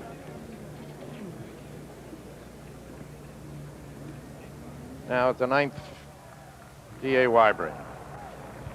D.A. has the same problem that Larry Mize does, maybe a little thicker lie. He's really looking down at this ball. The ball is sitting down, and the grass is very, very heavy. It's very deep there, a little deeper than most of the spots here in the rough.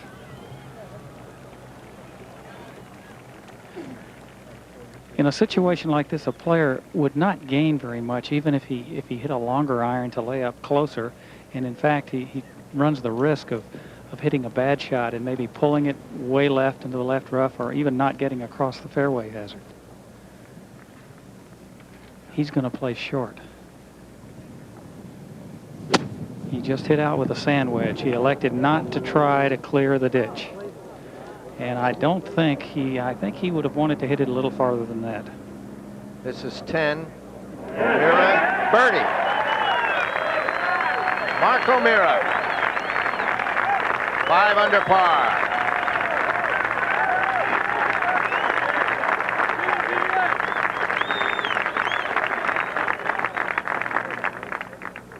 The 8th fairway, Nick Faldo.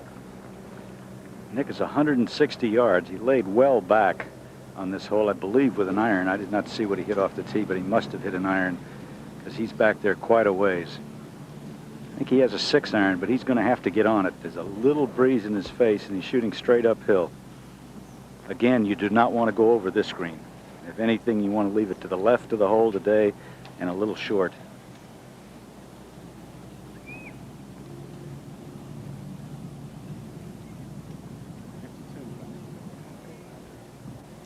Looking at airplanes or? Well, he's looking up at the sky, at the trees, trying to see if there's a bit of breeze there. As Bob said, certainly on the aerial shot, he looked an awful long way back if he's hitting a 6-iron. He's just in the little dip there. He probably can't feel the wind, so just undecided maybe between a 5 and a 6.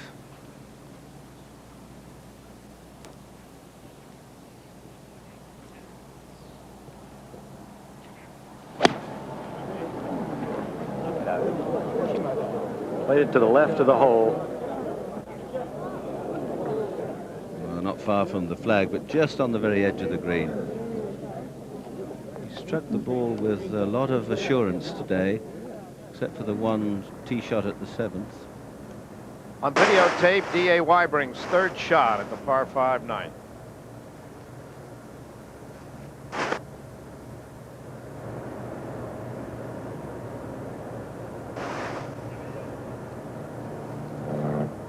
That was a nice bounce in, wasn't it? Wasn't it?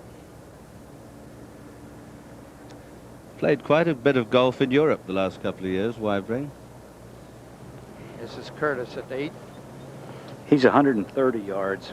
Again, going into the wind. You can feel the wind now. It is blowing just a shade harder. I would think this is a real good 8.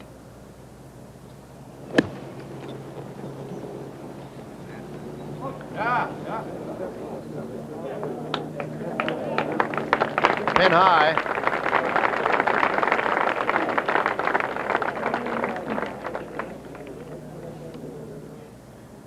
Now at the 9th hole, Larry Mize, third shot.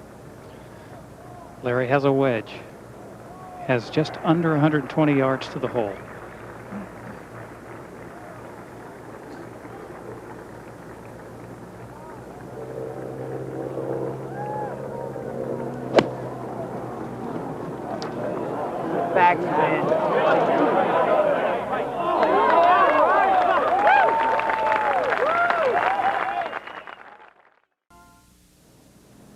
Curtis Strange for a birdie at 8 to take the lead.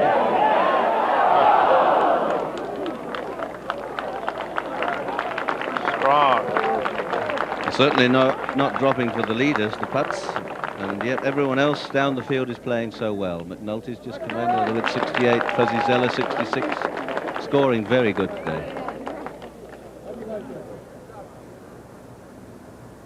Now D.A. Wybring on videotape. This putt was for a birdie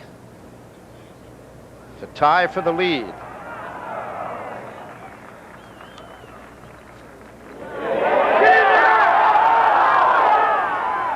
Oh my. Would you think somebody said not today, D.A.? Mark O'Meara at the 11th.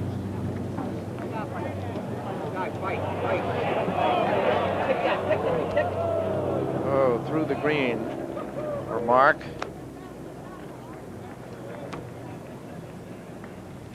So the United States Open Championship for this year up for grabs here. 10 people can win it. And with this, we'll take you over to our colleagues, Dave Marr and Jim McKay. All right, Jack, thank you very much. You know, in the British Open of last year, in the final round, Nick Faldo parred every one of the 18 holes to win the championship.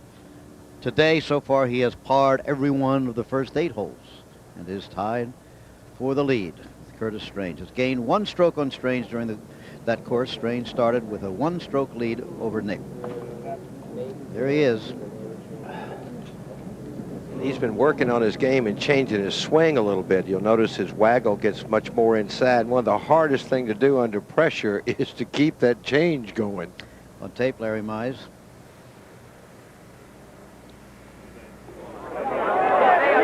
And there's the birdie. Puts him back to 4 under. 2 shots out of the lead, Bob Gilder. Playing his second shot to the green. He hit a big drive down the right side in the rough and got a good break. He has a 2-iron. Oh, yeah. What it is? Well, he's hung it to the right. If he could take a big bounce left, and just didn't get it up. Not quite big enough. Tall grass killed it there, Jerry. But he's hole high. He's certainly in better shape than if you had to lay up down below the green there. 9th maybe the narrowest driving hole if you use a driver, because you're going to be right in that area. You've got to go over the right side there. This is the other day where Greg Norman injured his wrist in the right-hand rough, but a reachable par 5, as you see. When in doubt, you just lay up. You can't reach it easy, but a hole that Steve Pate has already eagled today. We've seen a lot of birdies on. Larry Bias just a second ago. Of course, if this hole is reachable, then the other par 5, 14 on the back nine, that green is elevated above the fairway there, that you won't be able to reach 14 unless the wind changes around. You've just joined us. Some people have leaped into the fray here today. Paul Azinger, who shot a 76 yesterday, 5 over, is 5 under on today's round, 6 under on today's round, and 4 under for the championship as he plays the 17th hole. And Steve Pate has also gotten into it, 4 under for the day and the championship. Curtis Strange. That was a metal fairway club. I think Curtis is just putting it out to the left. I don't think he has any intention of trying to reach the green in 2. It's the way he played it yesterday, as I recall. Well, he hit an iron off the tee yesterday, Jim, but with the same idea. Same intent, yeah. Same intent. Bob, do you think it may help Curtis? You know, the 8th hole was the first time that he got the honor. You know, he's been hitting behind Faldo all day, and Faldo has been playing very well. Do you think that might help him a little? I don't think it's going to hurt him. I think if once you get the lead and can get out there and put a little pressure on the other player, you're in better shape.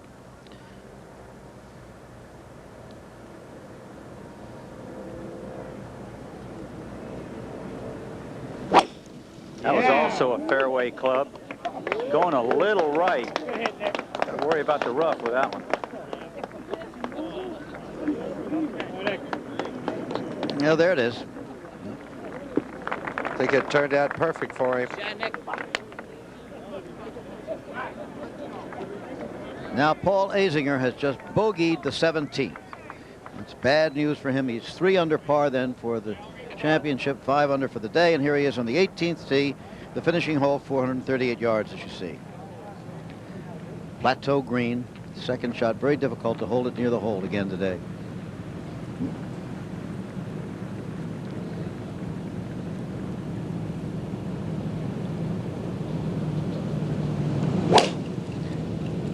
Azinger, born in Holyoke, Mass, not far from here. Oh, here he is, right here. Let it go. If they get out of the way, he's on the hard part down there. Where it is. Won't be too bad. Okay. Can't see exactly where it is, but he could have a problem if he gets, as you say, on that hard path. Well, if he gets there, he's okay. It's just that if you want to be on the hard path, given a choice of the tall rough or whatever, but this Mark O'Mara's got a heck of a play here now. At the 11th.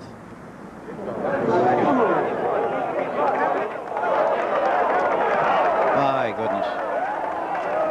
What a shot. Absolutely terrific, and he's here with his father, Bob, and that would be some Father's Day. Now, back to the 1988 Open. And Nick Faldo, 30 years old, the reigning British Open champion. The Queen had him on her New Year's Day honors list in this year of 1988. He is now an MBE, member of the British Empire. Faldo has an iron in his hand. He's going to try and put it down underneath the hill. Try to favor the right-hand side of the fairway. It's a little easier pitch if you're pitching from the right.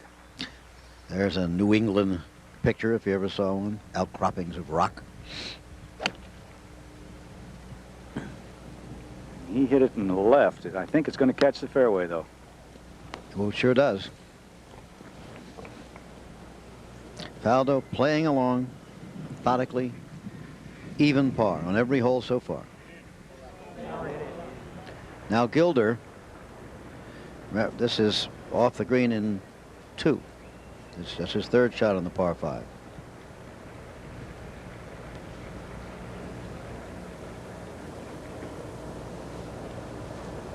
Three shots behind. He could sure use the birdie that it looks like he's going to have a good pop at here.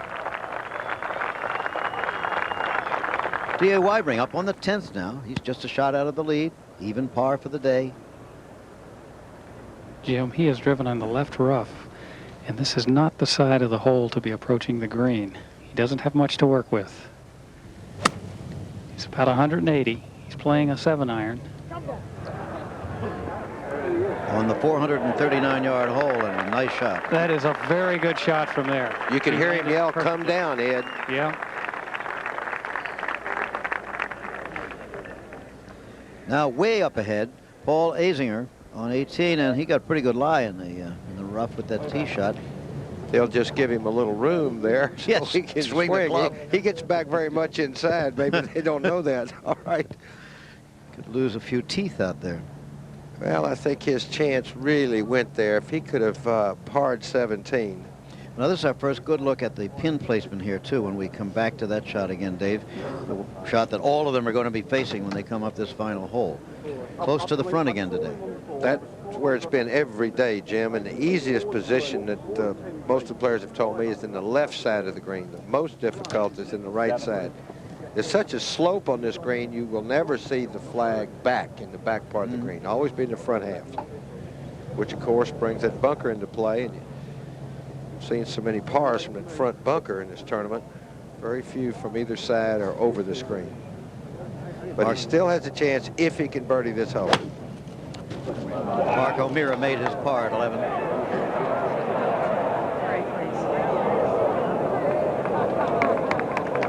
That's down and deep there. And, very little green.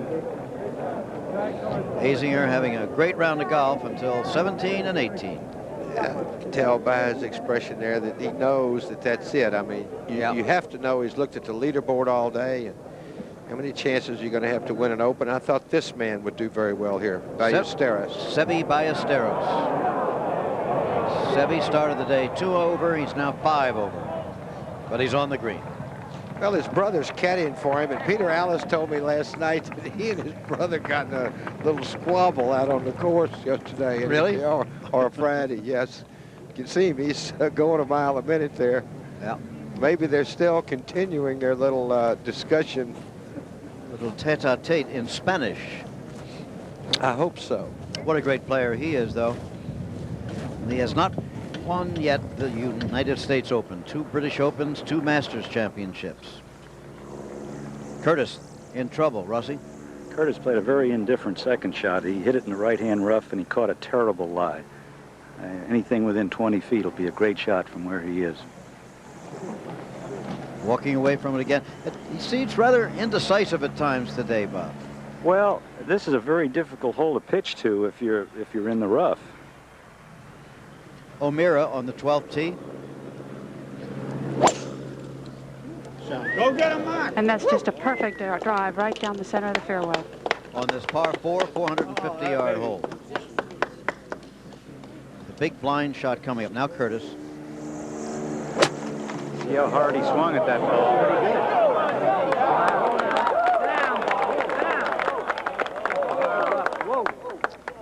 Running a lot from that long grass. He said, why? It's about as good as you could do from Bob said there. Now Steve Pate, who's only 2 shots out of the lead, 4 under for the day, his 3rd shot on 14, the par 5.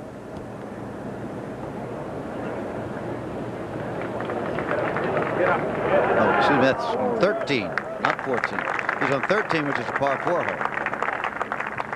Now Faldo's 3rd shot on the par 5, 9th.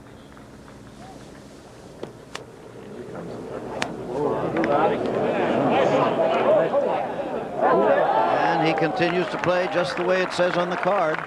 3 on the green, chance at a birdie, but virtually assured of a par. Nick Faldo of England. My colleague Peter Allis talked to him a little bit earlier.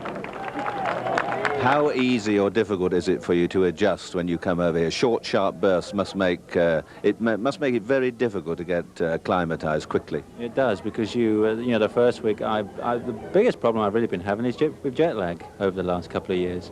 You know, I think when you're a little bit younger or at a certain time in my life, I could cope with it wherever I flew, Japan or Australia, whatever. And that's been my hardest thing. It's taken me a good. Takes me a good 10 days, really, before I actually start sleeping in the morning. Well, I've been living with jet lag, as you have, Dave, for a good 30 years now, and it never gets any better. We can tell Nick that. Azinger's third shot on the 18th. That's on tape. That's all they had, Jim. Yep. All they had, that straight downhill and deep rough over there. If you at home by any chance have never flown across time zones, jet lag is strange things that happens to your sleeping pattern, just the way you feel in every way when you cross time zones. You're liable to wake up in the middle of the night exhausted and yet unable to sleep, unable to read, your eyes sting. It's terrible. You'd be an expert on jet lag. Yes, unfortunately.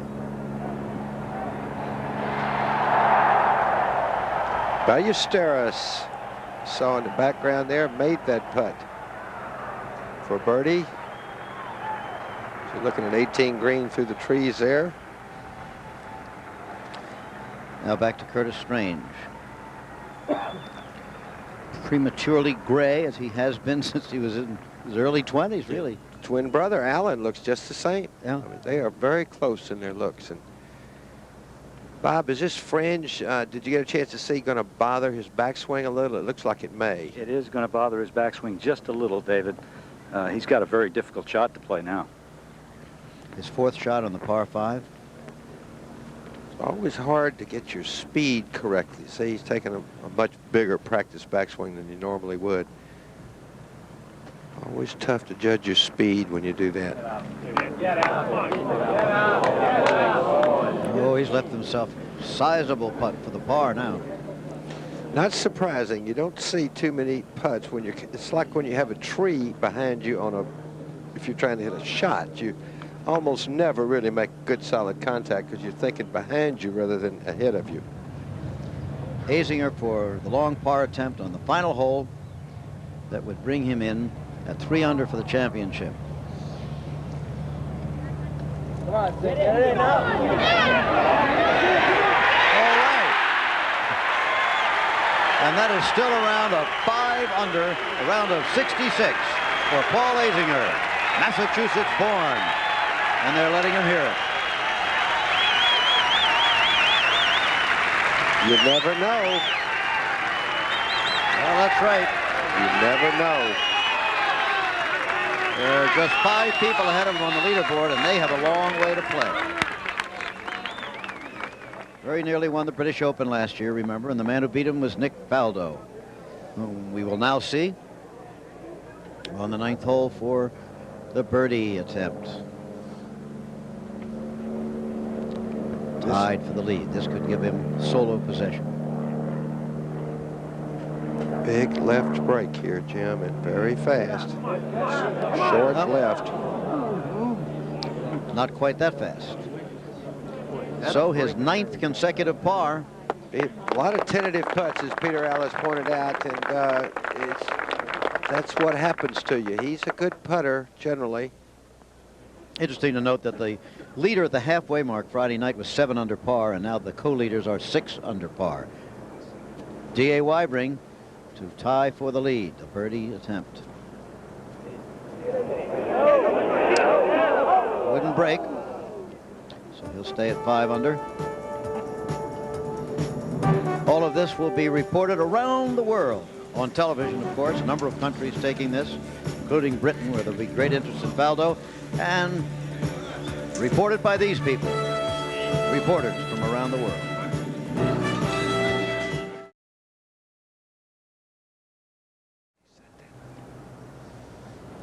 We're back on the 12th hole with Fred Couples and Mark O'Meara. Just off the green, Jim. He 3-putted from about 5 feet at the last hole for a double bogey after pitching on the green with his 3rd shot. So he needs something good to happen to gather his thoughts. Couples now only 1 under par for the championship, 2 over on today's round. 5 shots out of the lead.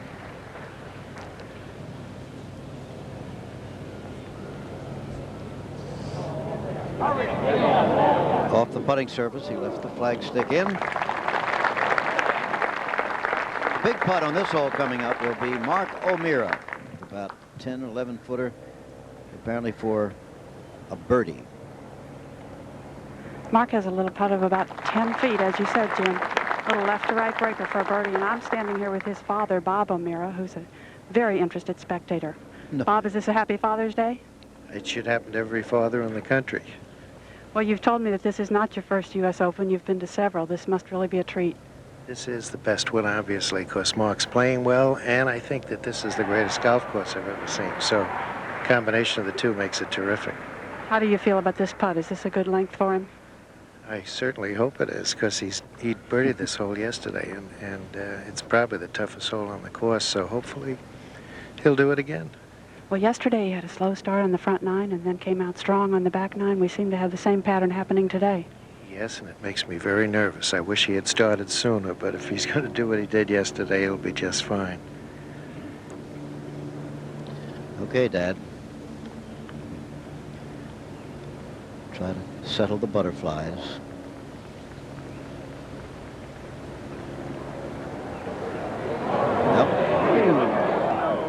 Well, Bob, he's a very nice young man, and we're all wishing him the very best. Happy Father's Day. Thank you very much, and the same to all the other fathers in the country, Judy. Thank you.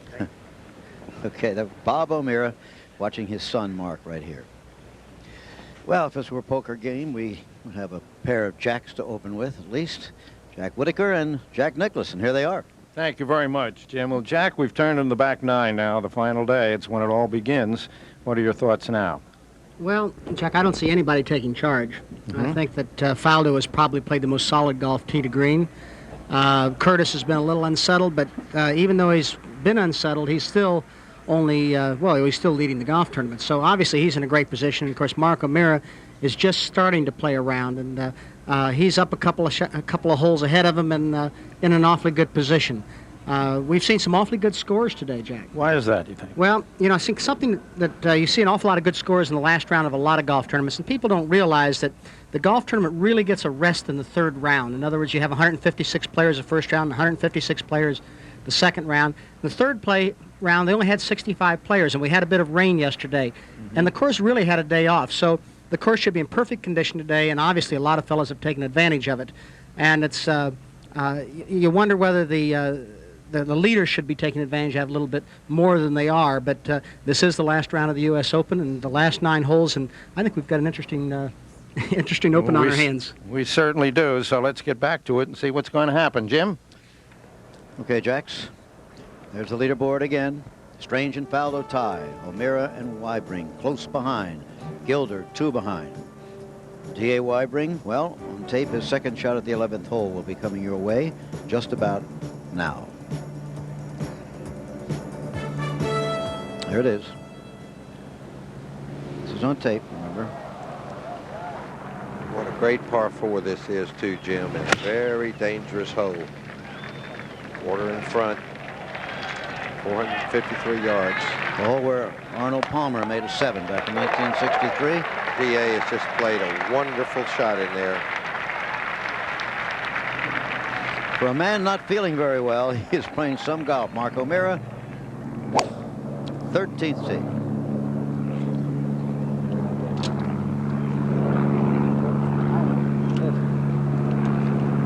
That's perfect, right down the left side of the fairway.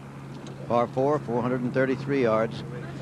The heart of this golf course is generally considered to be 10, 11, 12, and 13. That stretch of holes right in there, and that's where the leaders are.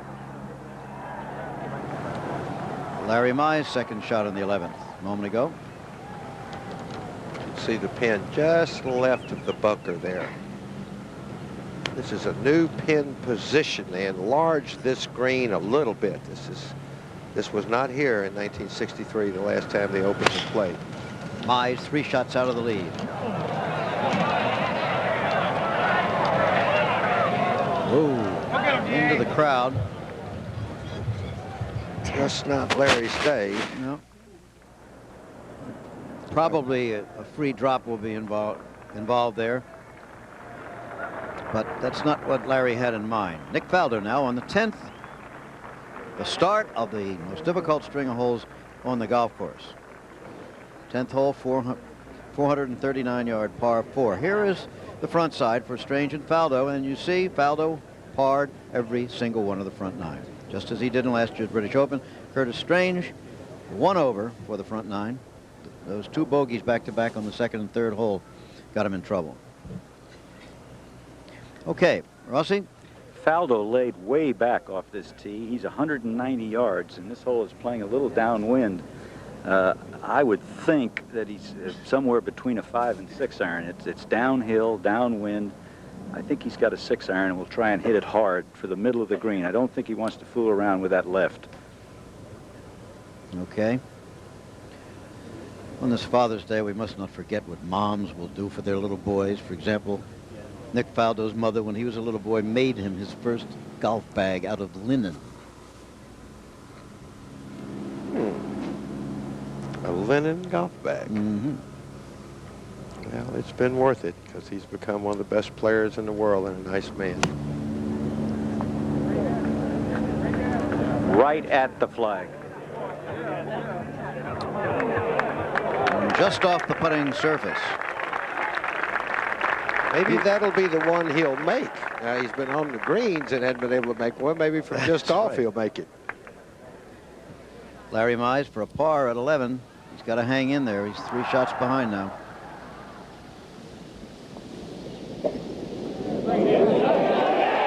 I'll tell you, we have seen a good deal of courage in the last couple of days here.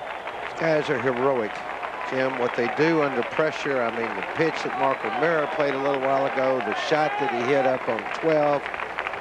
Well, so many players. Lanny Watkins double bogeys 10, comes right back and birdies 11. Curtis Strange.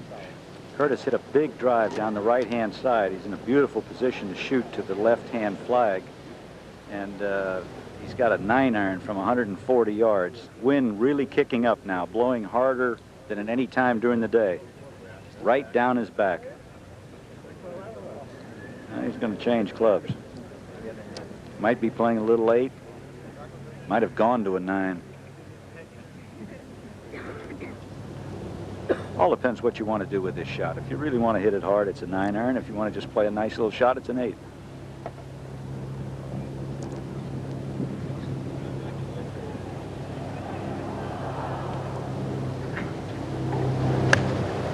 Very smooth swing. I would think that was an 8.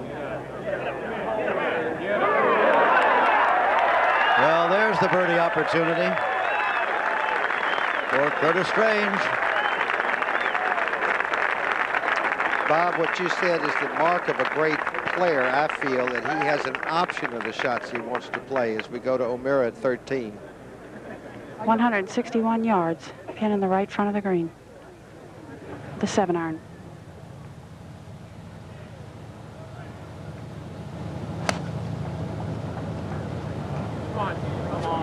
And he's losing that a little to the right side.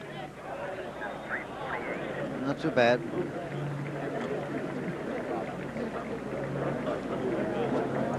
O'Meara, 1 shot behind.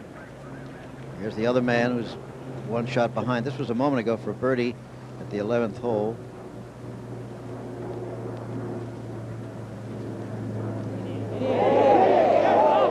Nope. About 2 inches to the right of the hole.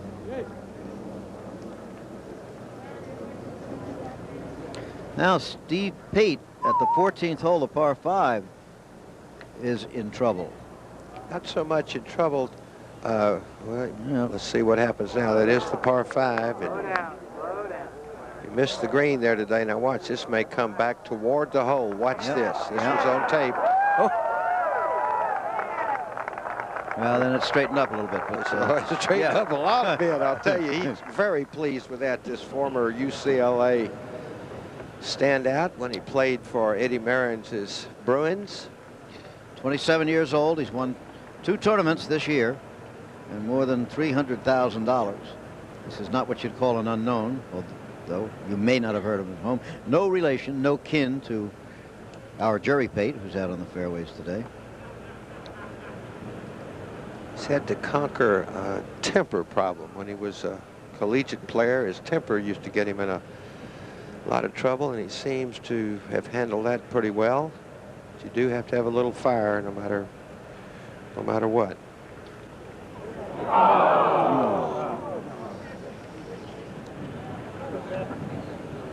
Good opportunity gone. Yep, that'll be for the par. Now Nick Faldo. Nick says when he was a kid, he used to practice his sand shots out of the long jump pit at the high school. Wherever you can find it, right? That's the way you learn Good to play idea. the game. Now this is a birdie putt, remember, which at least momentarily would give him sole possession of the lead. But Strange has a very makeable one coming up.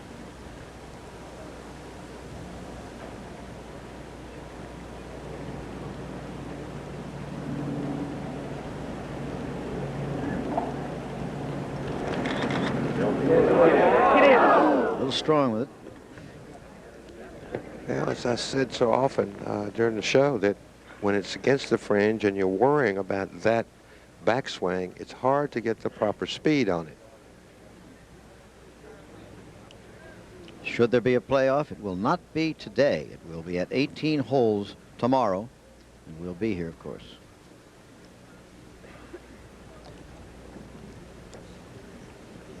U.S. Open, almost the last stronghold of 18-hole playoffs, with USGA championships. Well, of all the tournaments we play, it is the only one. Yeah.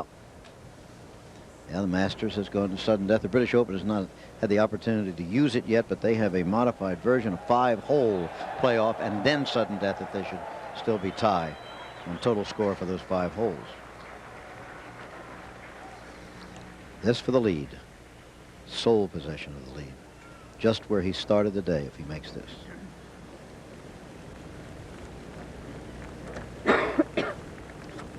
We've seen him make a lot of these putts at the Memorial and here. One at the Memorial. There's another. Strange is back in front. That's the first big smile we've seen since he left the first tee. After he bogeyed the second and third hole, he seemed a little uncertain, steadied himself, and now has grabbed this opportunity to go 7 under par, even for the day, 1 stroke ahead of Faldo. And Nick now has his par putt. But over at 13, there was more action. While we were watching that, Mira's third shot on the par 4 hole. Good shot. Faldo for par. Live.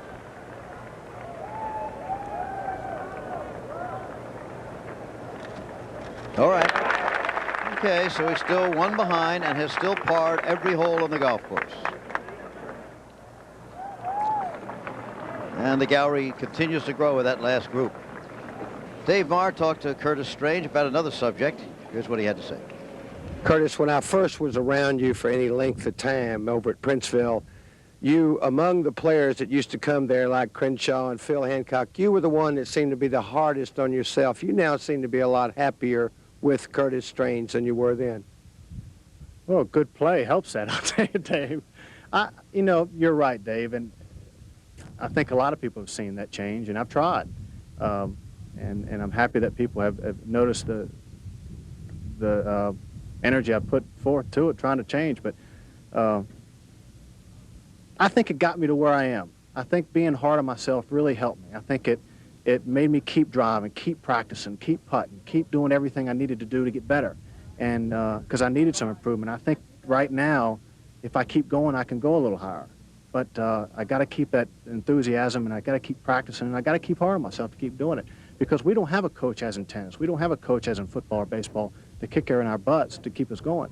So you got to have something down deep. You got to have a little fire and little, you know, little whatever it is to keep you going. And I think I got plenty of it. A Virginia gentleman with fire underneath. Curtis Strange. Now we're going to meet a man who shot 66 today, Paul Azinger with Jack. Paul Azinger, you look like you don't know whether to laugh or cry.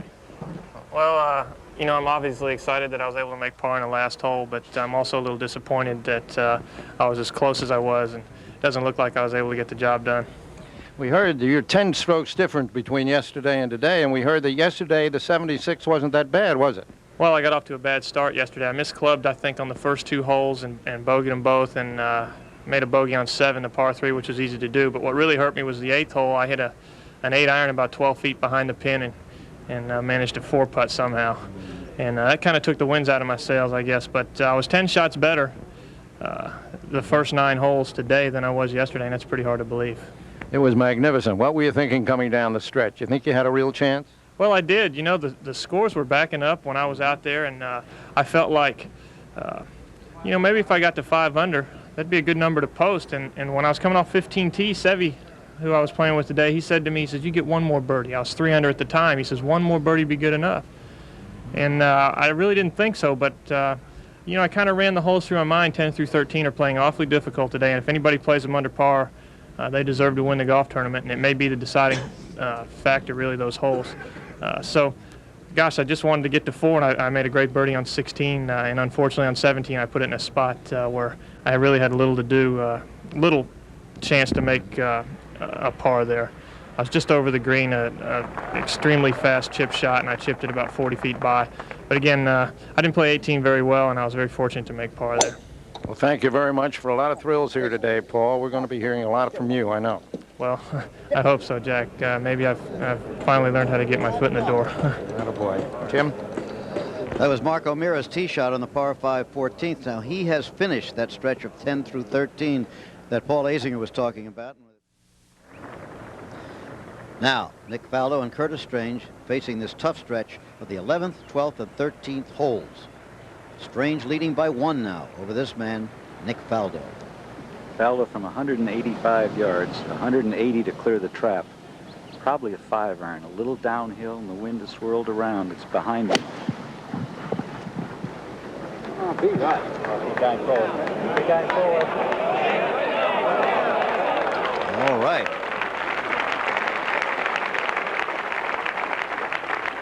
Nick has really played some beautiful shots today. He's Now Steve Pate, who as you can see drove well over the road on the 15th hole. Probably helped a little bit by the fact that he missed that short putt at 14. Gorgeous shot. Well, it's beginning to heat up.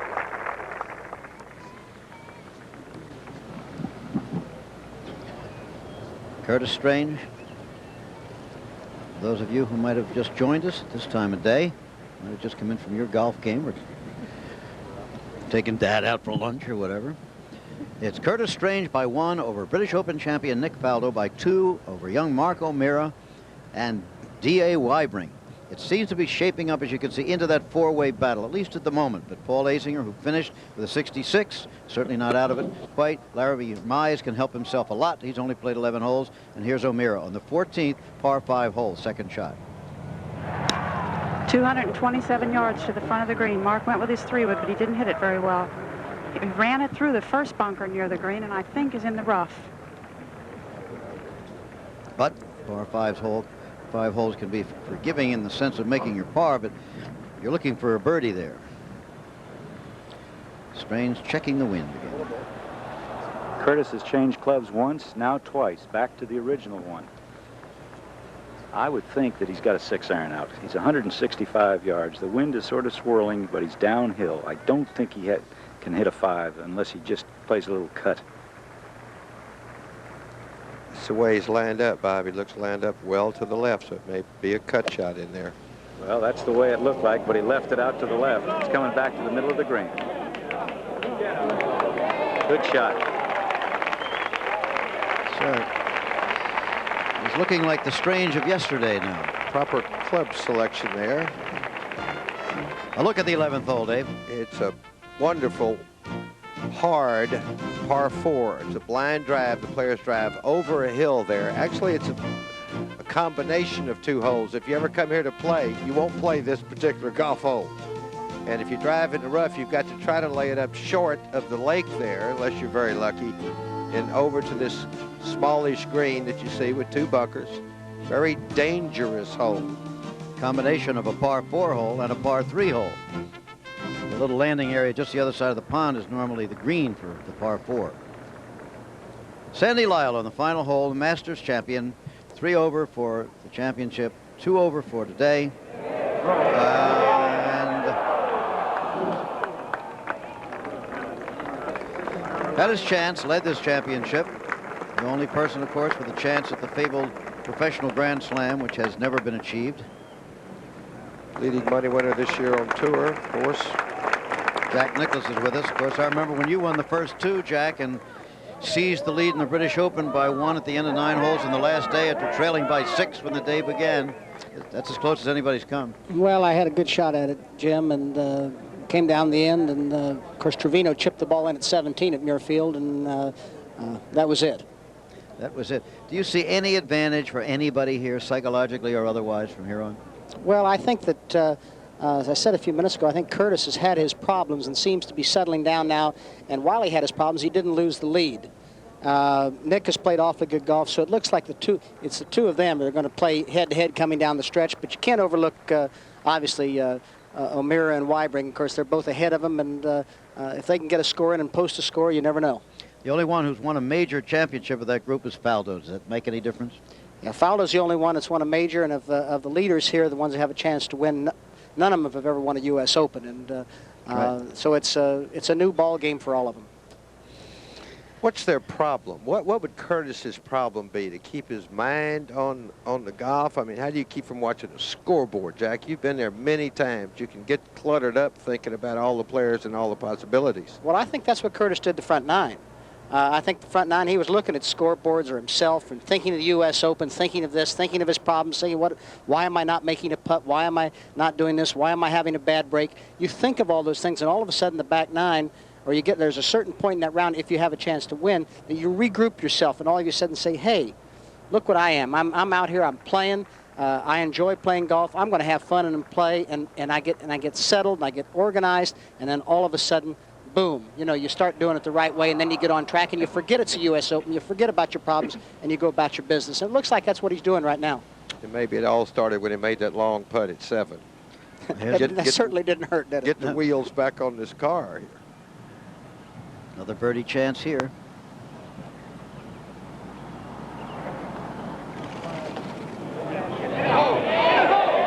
Nope. Not this time. They are really doing a job on this golf course today, by the way, gentlemen. There are 19 players who either have finished or are out on the course under par today, and the most subpar rounds in a 4th round was 17 at Pebble Beach in 1982. That's amazing, because that golf course, well, that must have been early play, because I think, Jack, now you won there in 82. That got harder as the day went on.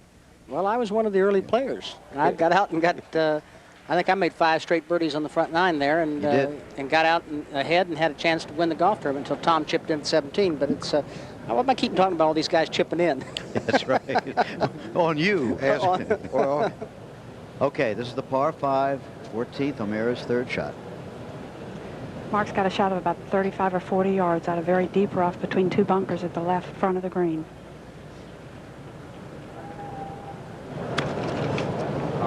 Well, the rough was very thick, and he just did not carry the ball far enough.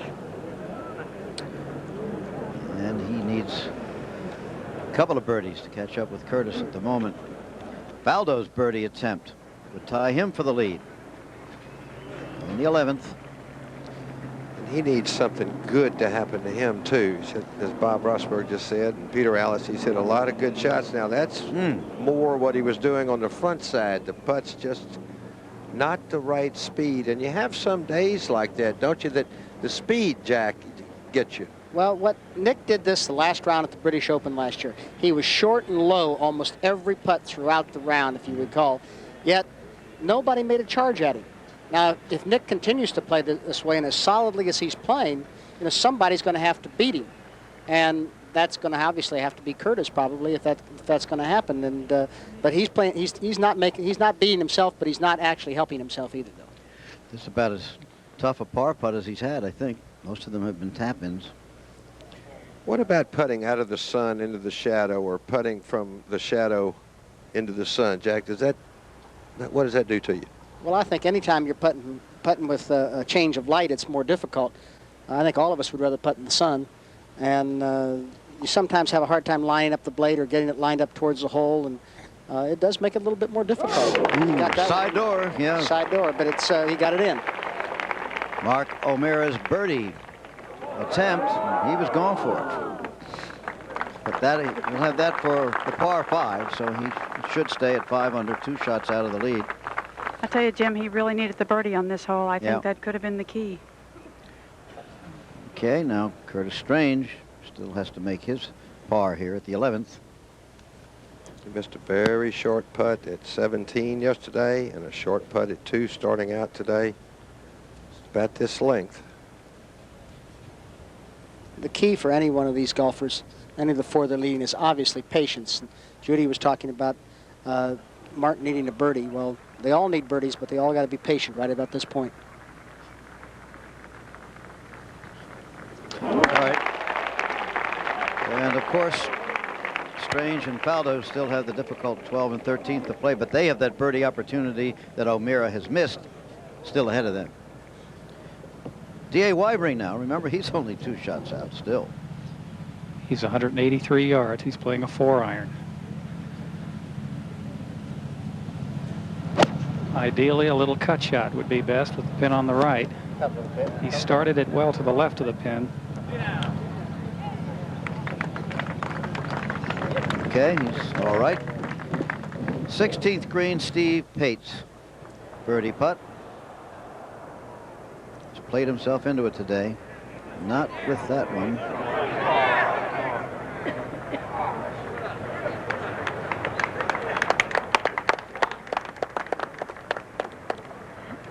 Now back on the 13th fairway, Larry Mize's second shot coming up. Mize at 2 under now is 5 shots out of the lead. Hope is fading for him. He's 3 over on today's round. He's playing a 5-iron. 180 yards.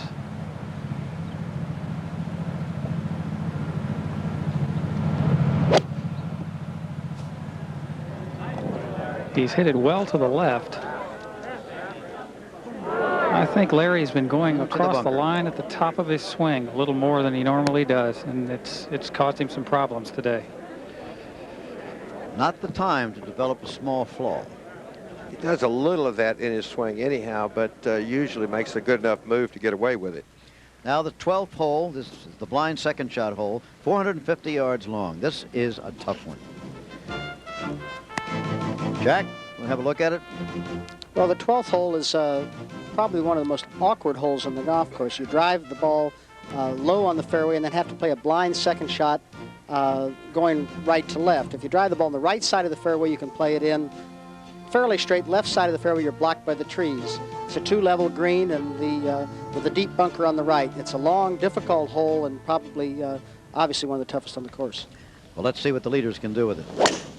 Hey, keep going, Curtis. He has killed it right down the middle of the fairway, kind of left center, but just perfect.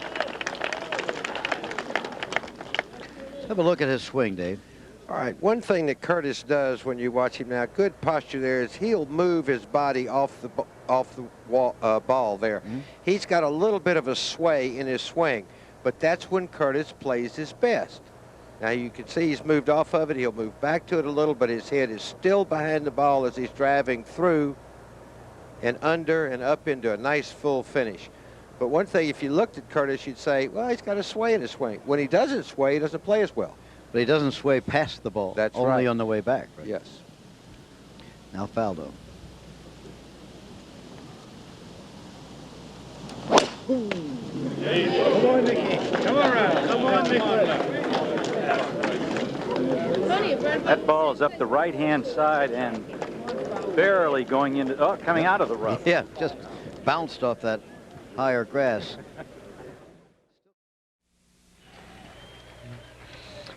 A look down at Boston as we return to the United States Open Golf Championship, moving into the closing stages now. Will there be a winner today? Well, we're going to find out in the next hour to hour and a half. It's Curtis Strange by 1 over Nick Faldo right now, by 2 over Mark O'Meara and D.A. Weibring. Moving in on Bunker Hill. Remember, don't fire till you see the whites of their eyes and all that. Actually, the big battle, you know, was fought on nearby Breeds Hill. But Bunker Hill got the publicity, if you will. Now, we've got a rolling in some sort with Curtis. Rossi, what's going on? Well, somebody in the gallery to the left is harassing Curtis. Curtis went over to the policeman, pointed him out. Now, I did not hear what he said, but there has been some harassment, and the policeman's going to take care of this very quickly. That does not happen around golf very often with the players or the gallery. Golf gallery's usually the most best behaved in sport, and that would appear to be the guy. At least that is a person that the policeman has chosen to talk with. Well, Curtis pointed him out, and I'm sure that's the right fellow. No, they say no, that it isn't. No, it's not the one. I know who it is. You know who it is, Jack? Yeah, it's a fella that's been following Curtis and Ben and myself. Really? Yeah. He's got a nickname, and Kodiak Charles is what they call him. And the fella is, I think we've had restraining orders on him in several places. He's the fella is not well. Yeah. He just says what, nasty things, or? He just doesn't. He's just not there. Calls your house, I heard, or Ben Calls everything. Called Shows up at the offices. Shows up. Calls Curtis. I'm afraid the fella's just not totally there. Oh boy, life in the public eye has its definite drawbacks. Kind of scary. Well, and this in the middle of the U.S. Open. Mark O'Meara on the 15th. 109 yards over that bunker with a wedge.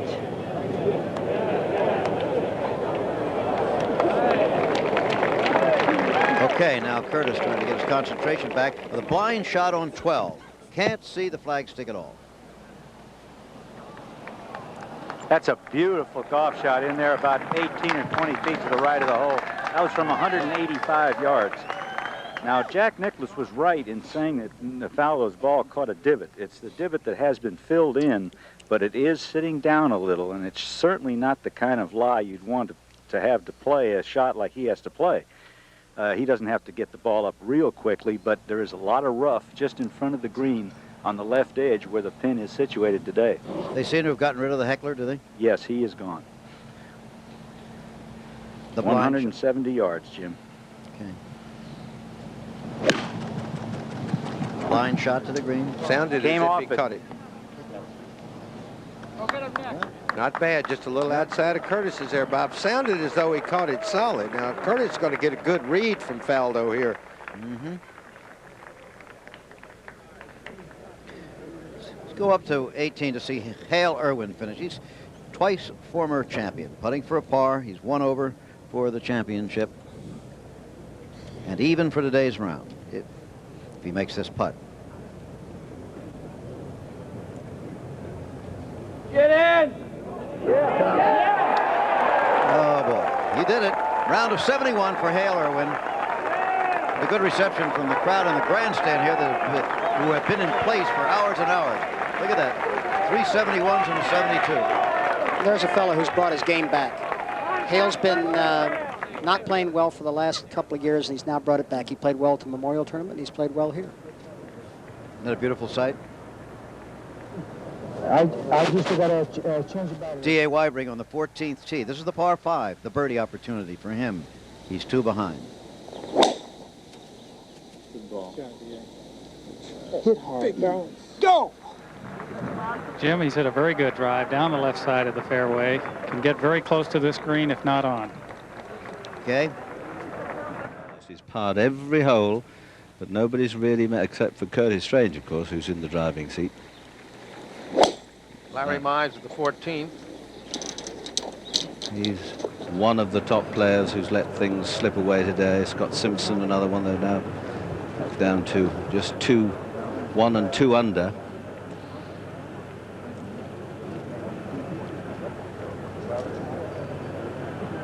This is the 15th green, and Mark O'Meara. This putt's just a little bit better than 15 feet, actually putting back uphill at the hole. Very little break.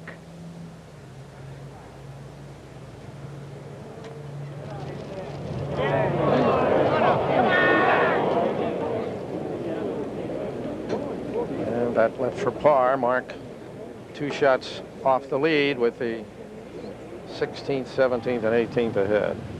Now Steve Pate, 4 under for the day, one of many people who in red figures. But those who have really fired were too far behind. It's been very good scoring today, though, Jack, hasn't there? Plenty of scores under 70.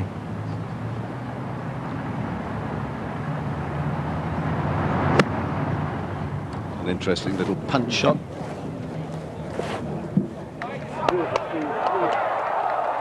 Marvelously interesting little punch shot.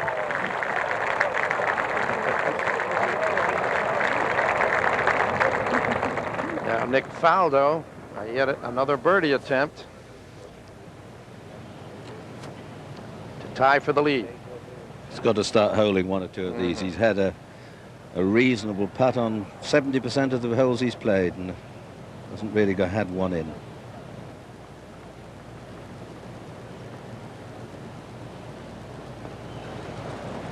Go in, go in, go in. That's about as close as he's come, too, with that putt. And another par for Nick Faldo to remain one shot behind Curtis Strange. 12 straight pars.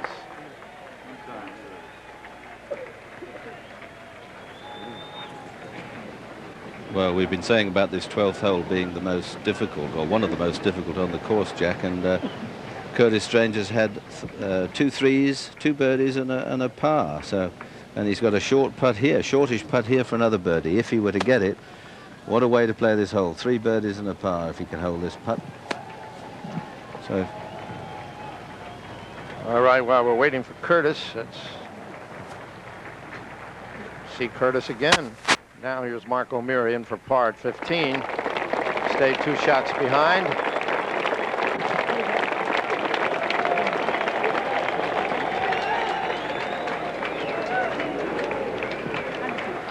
And now Curtis, which would give him a 2-shot lead. well, he would have seen the way that Faldo's ball just fell away right to left when it got to the hole. So I reckon he'll try and aim this nice and firmly just down the right side.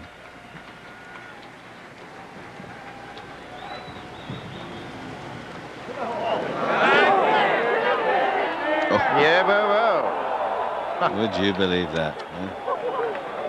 He can't believe it, but it's still above ground, and that's a par 4. Two birdies and 2 pars at this 12th hole for Curtis Strange, and if he wins this championship, I would suggest that this, above any other hole, was the one that did it for him. Larry Mize at the 14th fairway. Jack, he's got a 4-wood, and he's got 244 yards to the hole, about 226 or 7 to the front of the green, so he can get there. He's on a downhill lie, and that's the only thing that makes this shot difficult.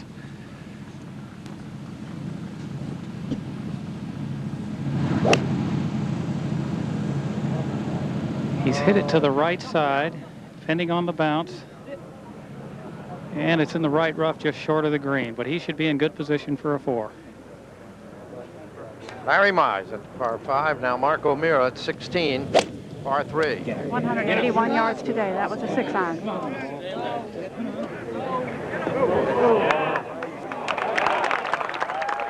Another opportunity for Mark.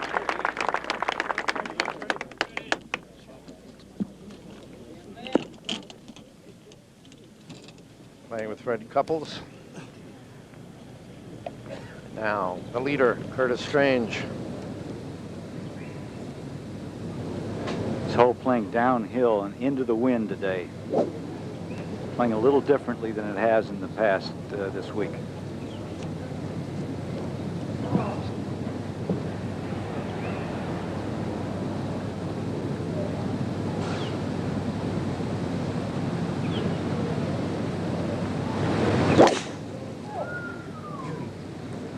And he has killed it down the right-hand side.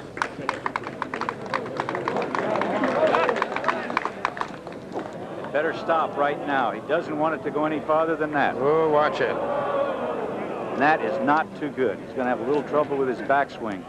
The club is going to get caught in that fringe when he takes it back. Here's a look at the 13th. Elevated tee. Water on the right. Now Nick Faldo.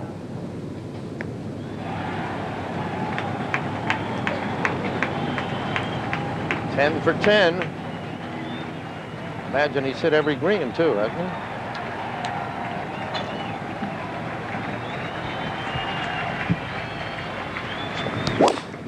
No, he missed the par 3, 7. That's a good shot coming right down the middle of the fairway. Beautiful. Perfect position. Nick Faldo, 1 shot behind Curtis Strange.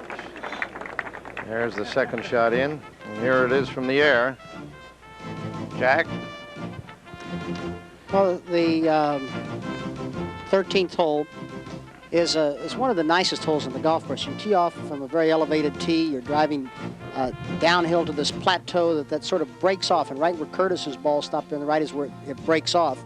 And it goes down to the lake. The lake is not really a factor on the tee shot.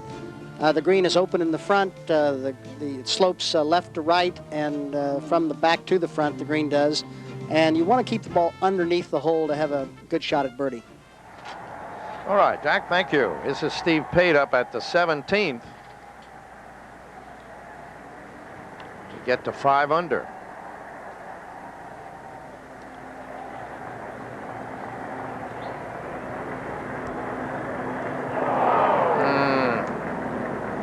He's further away now than he was before. It was a strange one, wasn't it? I think you're right, Jack, too. He is further away. Big cheer for Billy Mayfair, who just finished up the amateur champion. He finished with 4-round total of 4 over. That's 288, though. That's 4 rounds equivalent to 72 each time. So he must be very pleased with that. In fact, here he was, just tapping in at the 18th. He's 4 over. In fact, this was for a birdie. So he finished... he got round in less than 72, average less than 72, and that's very good golf indeed from this young amateur. And he'll defend his amateur title at Hot Springs, Virginia in August, or in September.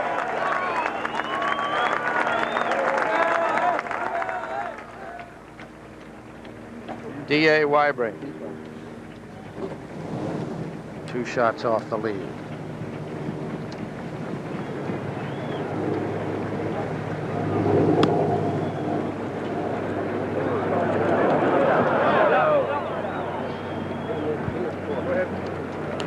DA and Larry have been notified by the USGA that they are a little behind in their times, and they have played the second and third shots very, very quickly to try to catch up. All right, Ed, Steve Pate made his par at the 17th.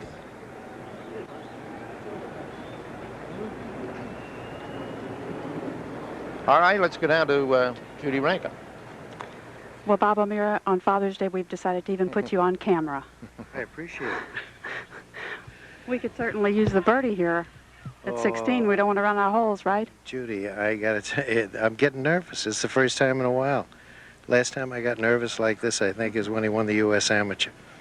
And this time I'm getting nervous. I've been very calm while he's been on the tour for the last couple of years. But this is a big event, and it's exciting, and I guess I'm just nervous, like any father would be on this kind of an occasion.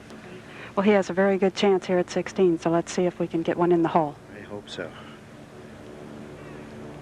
All right, Judy, thank you. Mr. O'Meara and son Mark.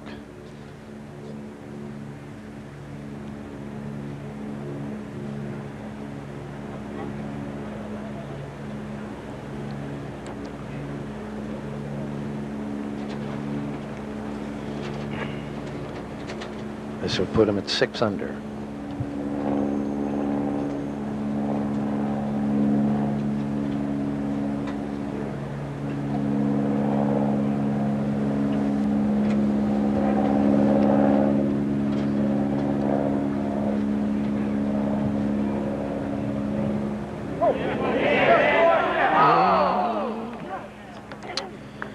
Oh my. Too many of those. He's had some chances that have slipped by today, no doubt. Well, he birdied 17 yesterday, so I hope maybe... He's birdied 17 the last 2 days. Yes. Right. We need one more of those, One Bob. more. That'd Okay. be great. Thanks, Jim. All right, Mark Merrill remains at 5 under, and on videotape, Nick Faldo at 13.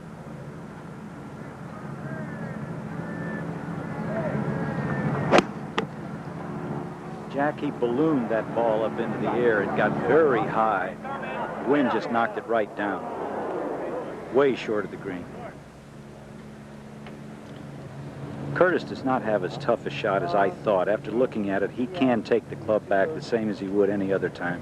He's 150 yards from the hole, into the wind, slightly downhill. I would think a little 7-iron, just a nice smooth 7.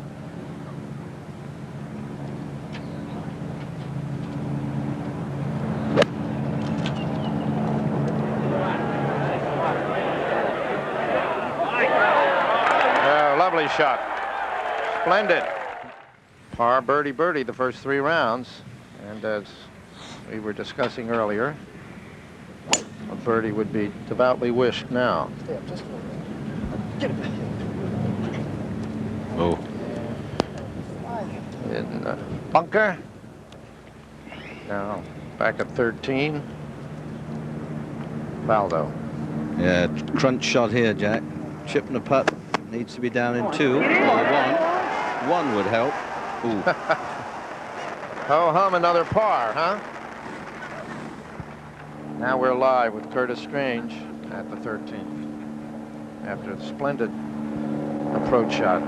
Yeah, I think if Curtis holds this, if he gets this in the hole, barring great accidents, he should win the championship.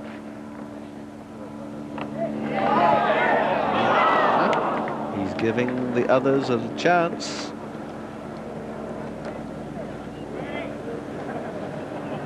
Okay. Good par. Now O'Meara at the 17th. That was from almost 140 yards with a 9-iron. He was very close to the lip. What a good shot, short of the green. He just could not take a club that would allow him to get it over the lip, but that was a really good play. He has a chance to make a par from there. And at 17, here is Mark O'Meara, his 3rd shot.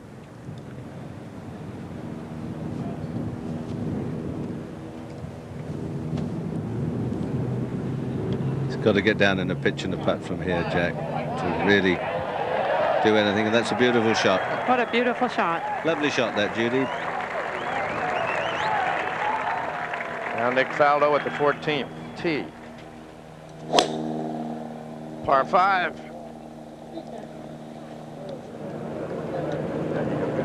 Beautiful drive, right down the right-hand side of the fairway, rolling well down into the swale. Very reachable from there.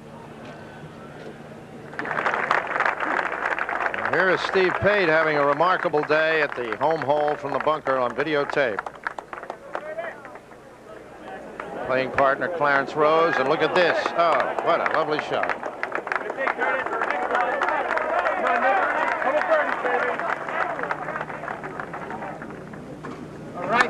So Steve Pate, 67 today. Final late-minute charge.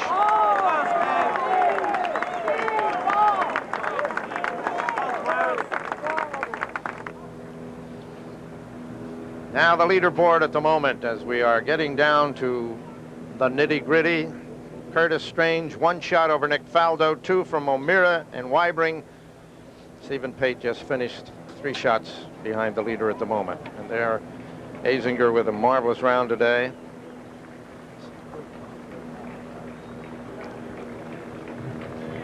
Lanny Watkins, who started something and then fell back.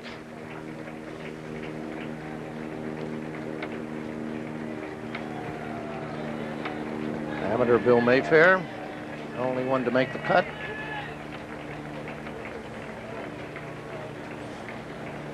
D.A. Weibring now for a birdie at the 15th. Hit a great 8-iron to get here. Very difficult pin placement just over the bunker.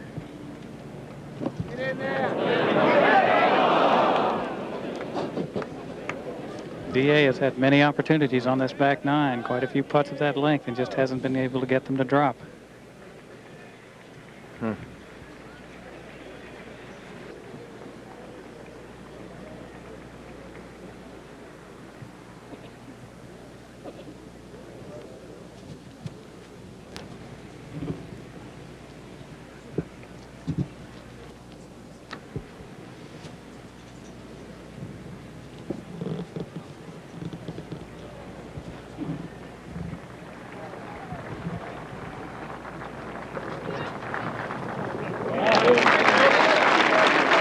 He remains 5 under par.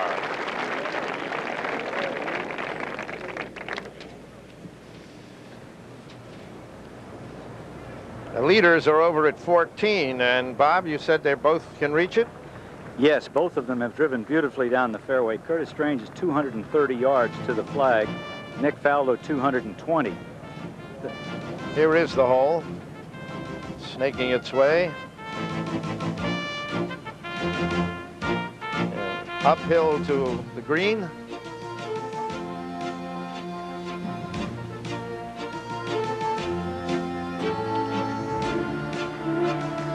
And reachable today in 2 by our 2 leaders, Strange and Faldo. Curtis Strange has had already some singular success here at this hole. This was his 3rd shot on Thursday in the opening round on this par 5 hole.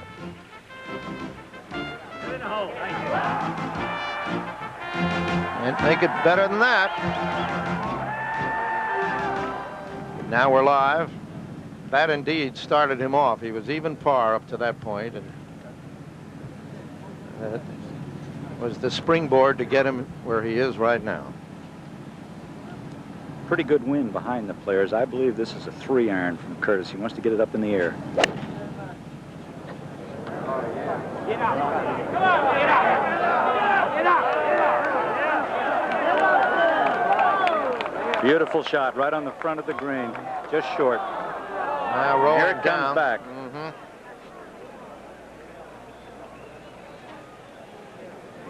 That's where the triplex mowing of the fairways doesn't help. Oh, look at it, still moving, huh? It's going to be all the way at the bottom. I think that's totally unfair in the game of golf, to take and shave the front of a green so it does that. So a moment ago, he was up on the putting surface, and He's played a beautiful shot, and to shave the front there to let it do that, I think is wrong. pretty stiff penalty, huh?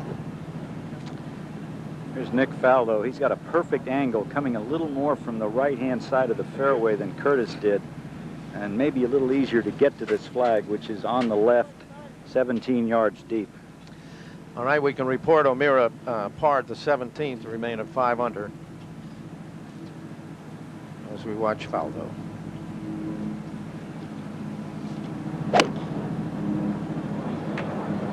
That ball's to the right, way to the right. Into the bunker.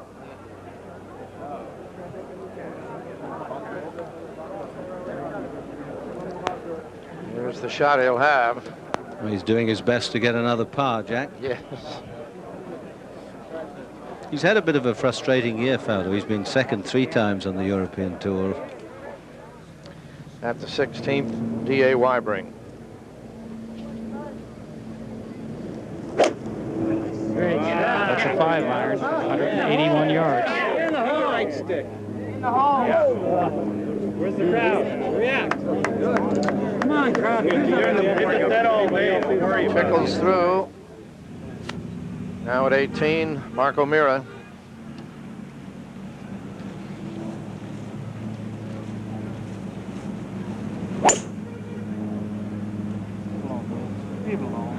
Jack, this ball was down the right side and just jumped into the right rough.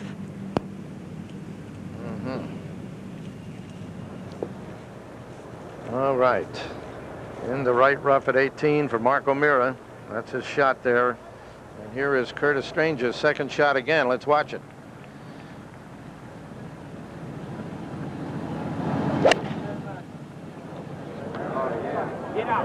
I think Jack's got a very valid point here because he struck that ball very well. It gets just about a foot on the green, doesn't it? And then and it goes back, what, 20 or 30 yards, Jack? Something like that. Looks like it went back at least that far. Yeah. And that could be a big turning point for him. I mean, he may chip up and miss the putt. Faldo's in the bunker, of course, but, well, it could change the face of this championship. You look at it in all fairness, who played the better shot? Yeah. And I think that Curtis played the best shot. He knocked it on the green. Nick has knocked it in the bunker. Nick has a much easier shot than Curtis. Yeah.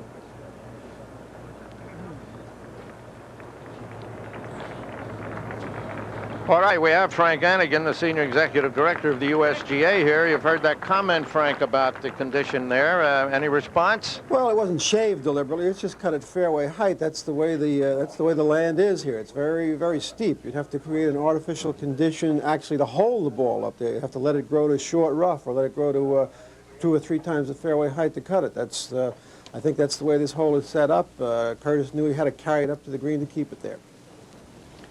All right. So there, Jack. I still don't agree with it.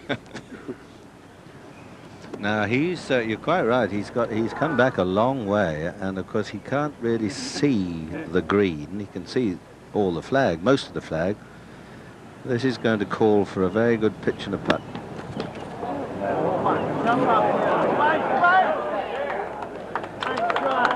Now, will it roll back again? Could do. Now maybe he'll get a little bit back. Yes, he's played some good pitches into this hole. The 12th and the 14th have been quite kind to Curtis, as he holds the record at St Andrews in Scotland with an incredible 62 that he scored at last year's Dunhill Cup, which will be on again in October. Here we are at the back 16, D.A. Wybring. DA in the short rough has all the green to work with. He's just going to have to judge the speed with which the ball will come out of that grass.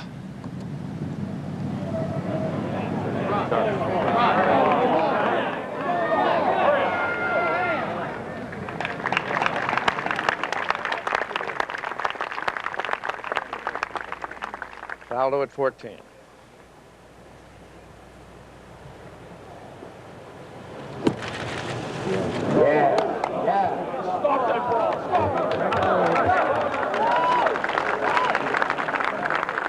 Another birdie putt, Peter. Well, yes, but he got a little bit too much sand there. It was on the upslope maybe, but he won't be overly pleased with that.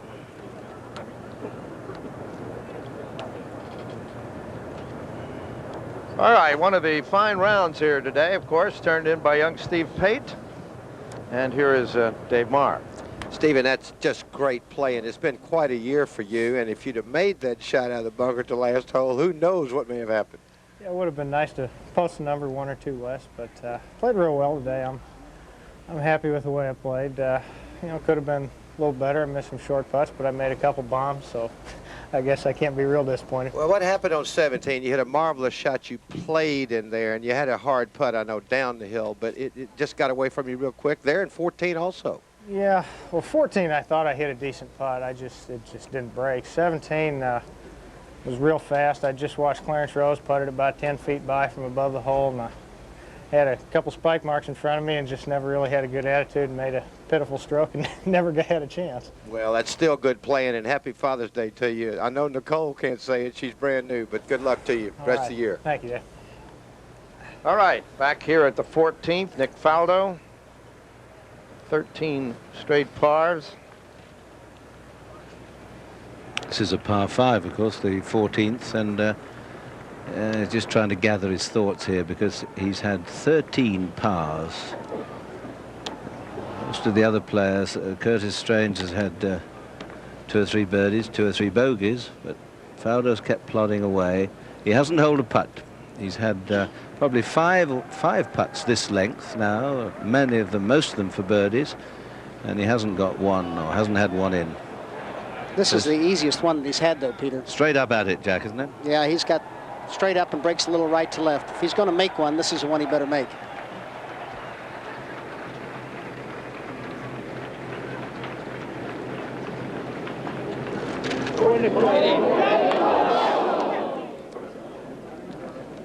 He seemed to do that all through the British Open. Low. Yeah. Low. So Nick Faldo has that for yet another par. Mark O'Meara at 18.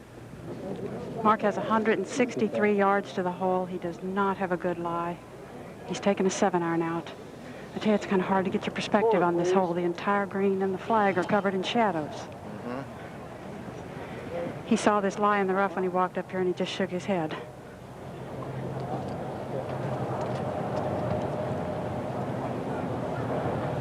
Well, if he pars out, he'll post the highest score, or the lowest score. Well, he put the 7-iron back and took an 8-iron out. Okay.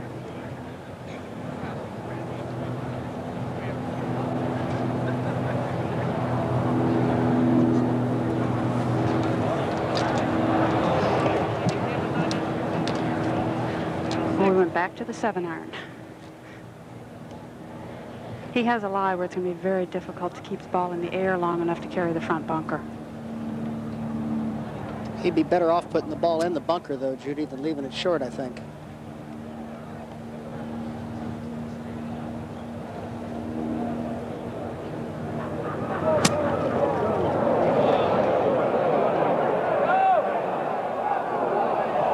And that jumped out of the bunker and into the rough, I think.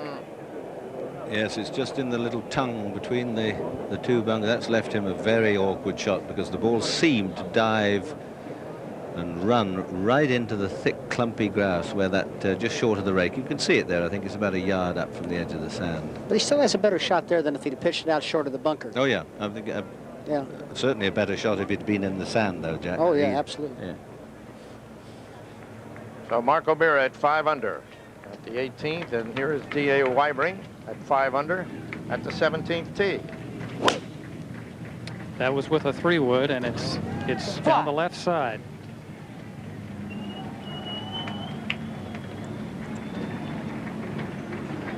And in the rough.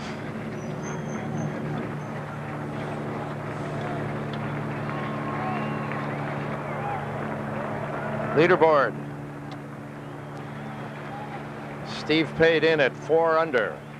Weibring, O'Meara, Faldo, and Strange still on the course. This was Curtis's attempt for birdie at 14 on videotape. Well, he's keeping Faldo in the hunt, isn't he? Faldo taps in.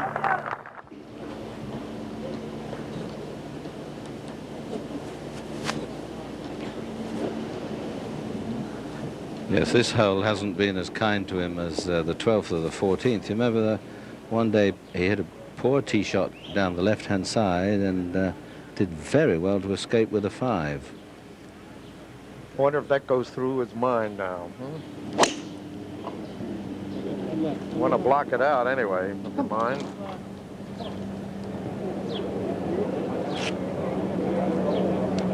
That ball is just short of the road in the short rough. It may be in the ground under repair down there. I'm not close enough to see, but there is ground under repair just short of that road where he will be able to drop back in the fairway. It's 434 yards from an elevated tee. There's the road. Curtis is right there on the right side near the road. Another small green.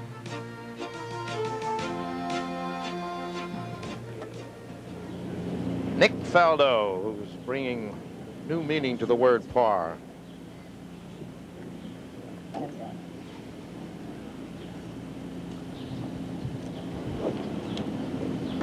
He's hit the ball very straight today, I must say, but his putting hasn't been too positive.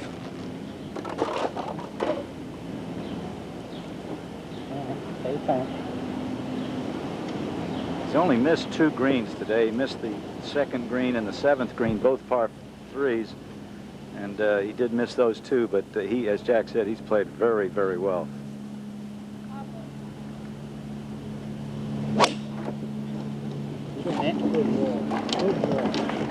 That one's right down the middle. I believe that was a fairway club because he's well short of the road. Hole's playing downwind today. Bob, that road is playing as an obstruction and not ground under repair.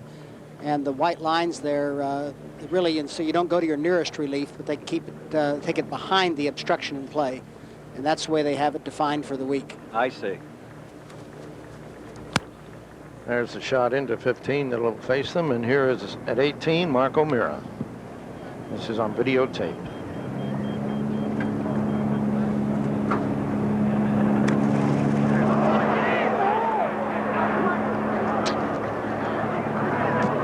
Well, Jack, as you said, he would have been better off in the bunker. He walked by me and was hoping the ball was in the bunker.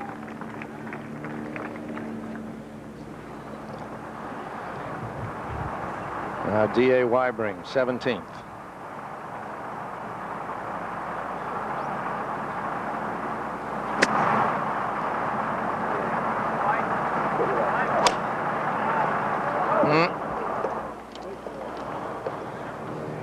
In this greenside bunker.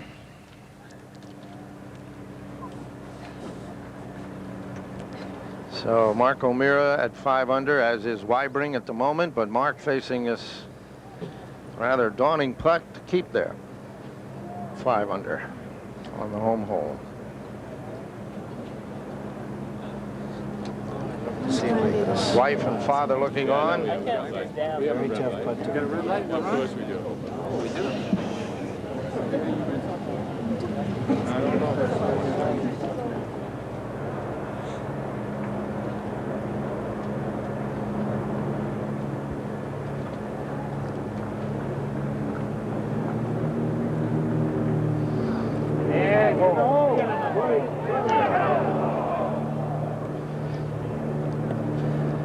That left for bogey. That's helped Faldo a bit too, and Weibring now must get down in 2 from this bunker. He's got a good lie, Peter. It's just the pressure of the situation now that makes it difficult. It certainly does, Ed. Trying to be a little too fancy, very quick down the green once the ball gets on the onto the green. Just trying to be too fancy, a little edgy. So O'Meara slipping away, and Weibring perhaps going to lose one. That leaves this man as the closest pursuer to Curtis Strange.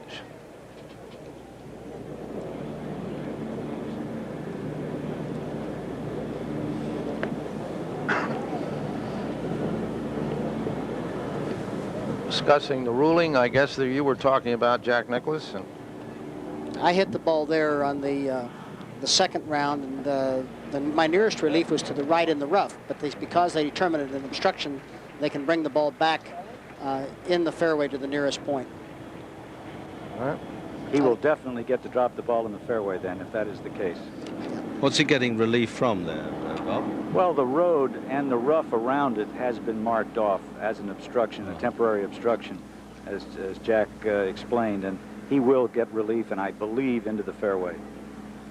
Nick Faldo was 165 yards from the hole after laying back with that fairway club, but he's got a beautiful angle to come in. The pin is cut to the right today, 11 yards back on the green. Probably has 160 to not fool around with that bunker. looks a bit like the British Open there with the gallery behind now. Don't see that too often at our tournaments here in this country. Final group of the day. Small target. As Bob says, he can just float it into the flag. Must be good. It's right at it. Oh my.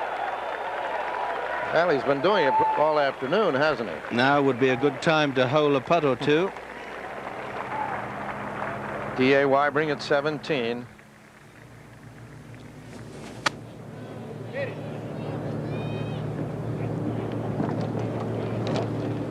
He has that left for bogey. And here at 18 was Mark O'Meara for bogey.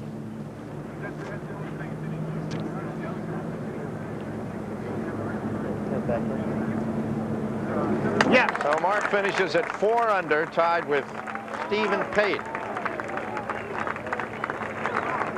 Now there are 3 left. Weibring, Faldo, and Strange. Weibring's going to drop a stroke at 17th.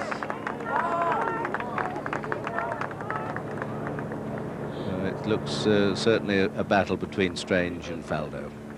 And again, that 17th hole may play a big, big part. I just grabbed this. It's either this or the 9. Curtis is 140 yards. I think he's going to take an 8-iron. The wind is coming behind and from the right. Has he had a good drop? Oh, yes. Yes, beautiful drop, Peter. He's got a great lie. It's real dry there, and he can really nip the ball off this type of lie. Coming in, though, over that bunker. Not a lot of room there, Bob. No, there isn't too much room over that bunker, but anything hooking, I think. You know, I think if anything, he doesn't want to lose it to the right, that's for sure. Also a little bit more pressure with Faldo's ball nestling up there within 8 or 10 feet, it looks, of the hole. I think this green has held better than most of the greens all week, so I think he's got plenty of room to stop it. This is right at it also. Not quite enough. While we were away, Curtis for birdie at 15 to go 8 under.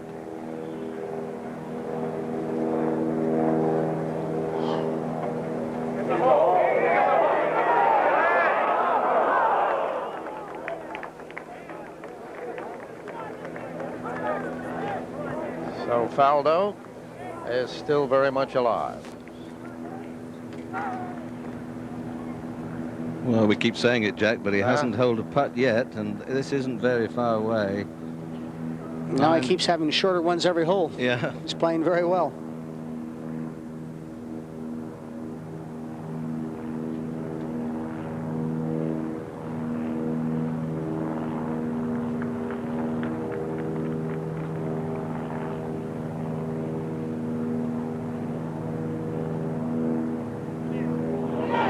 Yes. At long last, he gets one in. And a good moment to do it.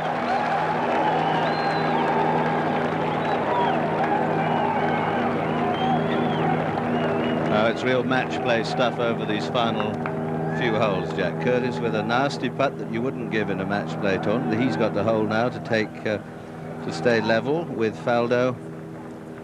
And just 3 holes left to play.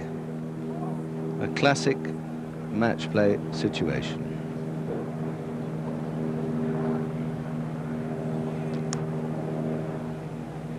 We're going back to the Ryder Cup, Peter. Yeah, that's right. Absolutely, Jack. I don't think these two played each other in the Ryder Cup, but I'm sure they both played their hearts out when they were there. In for par, and we have Nick Faldo at the 16th. Oh, he's lost it way right. In the front bunker, and I believe close. Well, we were just talking, Jack Nicklaus and Peter Ellis here, that they had to hit the green here. We felt that a little bit downwind, a little bit left to right, that they needed to hit the green here. This is probably, of the shots to the green in the last 3 holes, this is the easiest one. But Nick has not hit it where he wanted to, obviously. No, the job for both players here is to finish with 3 pars. If they happen to do better than that, fine. But they're not long holes. They're tricky holes, the 17th particularly. But there's only a drive and a short iron. Drive and a 7 or 8 iron down the last hole. A 6 iron here, 7 iron, 6 iron. Just needs a bit of clean, straight hitting. Curtis knocked in the bunker yesterday to the right. If that gets up, it's good. Oh, fired through the green. Oh, very, very warm. What a bad break that was. Just really took off, didn't it? Hit the downslope just over the bunker and shot.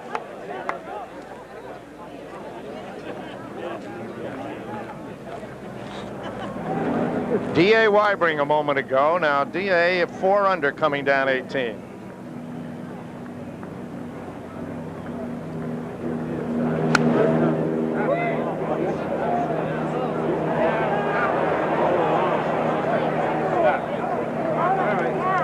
Good shot. He's played very well, Weibring, today. He's 1 over par, but he's played very steadily. Now we're live at 18, Larry Mize. That, we're told, is his 4th shot. Yes, Jack, he was buried on his 3rd shot there, and he couldn't, he just moved it a little ways in the bunker. That was his 4th shot. So Larry started out with high hopes today at 5 under and will finish at level par if he makes this putt. But here it is between Strange and Faldo. Now at the 16th, the par 3, then the 17th and 18th par 4s. And we're at the 18th green now. If Weibring can sink this, he would post a 5 under.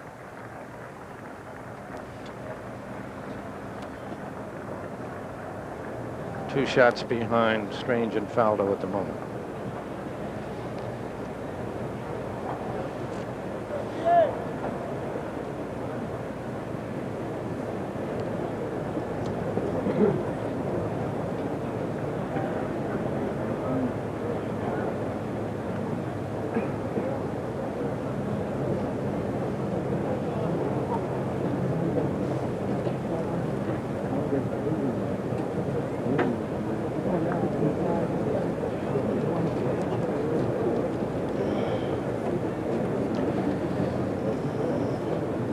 Long look.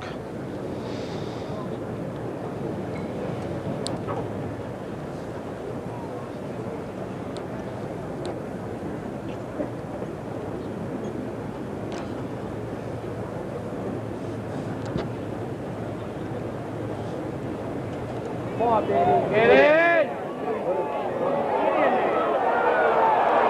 A little louder. Now that'll be a par for DA. He'll finish tied with O'Meara and Pate at 4 under, and now it's up to these two gentlemen. Nick Faldo, 16th. He has a near impossible shot here. The only way he could get this ball close would be to land it in the fringe, in the deep fringe. He's buried on sort of a downside downslope, and the pin is only 12 feet on the green. So if he lands it over the long fringe, it's going to go on 15, 20 feet by the hole. Not where you want to be any time, but especially now. He's not had a bogey since the 4th hole yesterday. 26 pars and 3 birdies. Both fellas got awfully bad breaks on their shots here. Yeah, this is hit and hope, and sometimes they come off, and sometimes they're disaster strikes. Little stab and hope for the best. That's as good as he could do. That ball's about 20 feet by the hole. Curtis does not have a very good lie. He rolled into he's in the short grass, but he's going to have to pitch it with a very lofted club. And he's got a lot of green, probably 45, 50 feet of green. Yeah, we could have some very interesting moments here with the 17th looming ahead. Now, Pate, O'Meara, and Liebring are finished at 4 under. Strange and Faldo at the moment 7 under.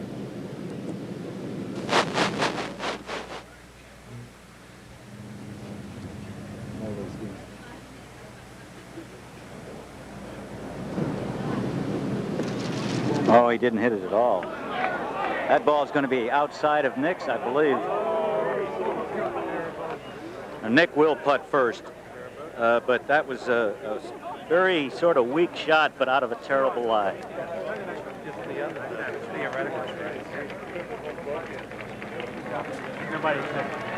Well, they're both giving comfort to the other, aren't they? They are, they certainly are. Yep.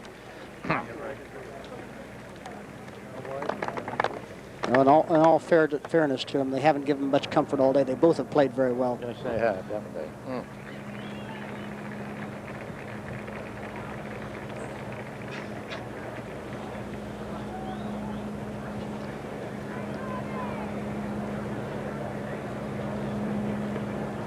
Well, he's holed longer putts than this in his time, and so has Curtis Strange. Missed shorter ones, mind you, so it would be pretty good if both of them hold. But asking a lot. At this moment, I suppose the bookies would give you odds on 2 putts each.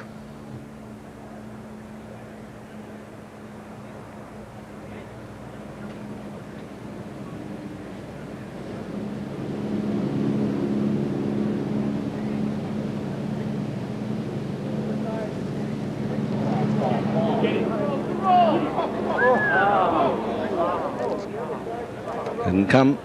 Come on, Curtis, one time. Go, Curtis. One time, Curtis.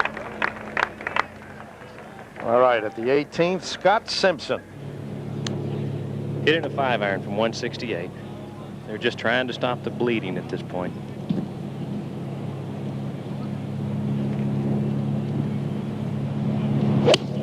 Scott 3 over par at this point for today.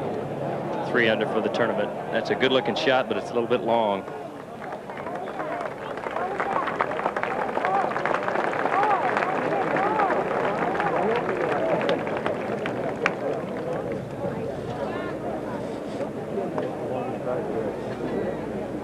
Scott Simpson, defending champion, now back to the 16th.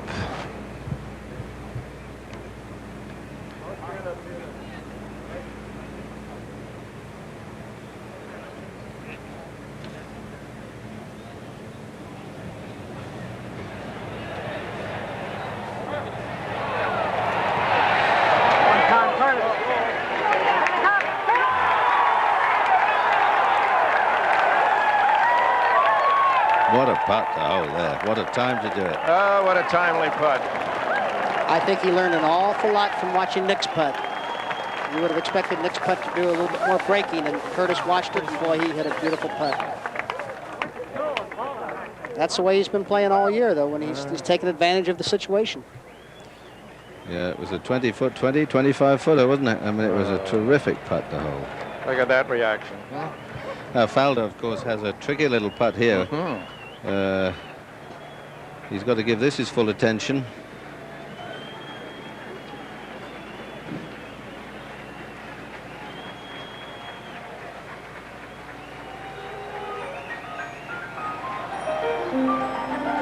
And Curtis Strange leads by 1 shot. We'll be right back.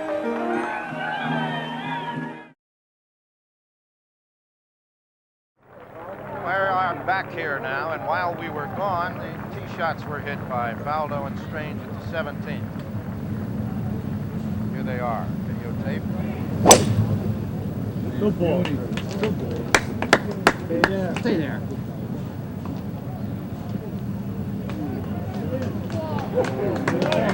Perfectly placed, left side of the fairway. He carried that bunker, and it was 240 yards to carry that bunker from where he was. And the wind has sort of died a little bit, so he was able to carry it. Faldo's going to go around the bunker, though. With an iron.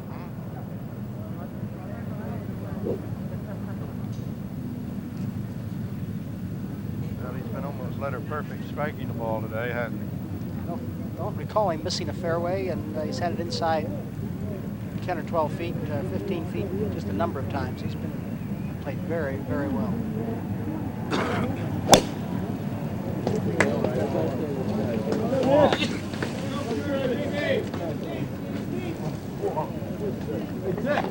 Also in the fairway, Curtis Strange is 7 under, Nick Faldo is 6 under. They're on the 17th, and take the drama from here, Jim McKay. Thank you very much, Jack. There you see it. It's mano a mano, just these two. And they've been at it ever since the first hole. If you haven't been with us all this long afternoon, the day began with Strange 1 shot ahead of Faldo, Bob Gilder, and defending champion Scott Simpson. Gilder and Simpson have faded during the afternoon. At one point during the front 9, Faldo took the lead in a tie with D.A. Weibring. Strange was behind. Later, he caught up, took the lead on the 15th hole. Faldo here. Birdie putt his first of the day to tie it, and on the last hole fell behind again. That was from 145 yards. It's coming back down the hill. That is not a very good break right there. That ball's coming all the way back to the front edge of the green, so he's going to be 45, 50 feet from the hole. Curtis is 117 yards to the flag. Hit a tremendous drive. He told me earlier that he had not really decided how to play the 17th hole, but he hit a good drive yesterday. Had trouble with it the first 2 days. He's hit a perfect drive today. I would think he'd play a little 9-iron here. I wouldn't think he'd try and jump on a wedge. Most historic hole on the golf course. Francis, we met in 1913, birdied it in the 4th round, and again in the playoff, when at the age of 20, he beat the 2 most famous golfers in the world, Larkin and Ray of England. I tell you what's running through his mind right now is that he does not want to leave it short, nor does he want to have any chance of being long. And that part of the green up there is very, very small. He's just, it's not a shot that you really want to have with a 1-shot lead, because there's just not much room to play to.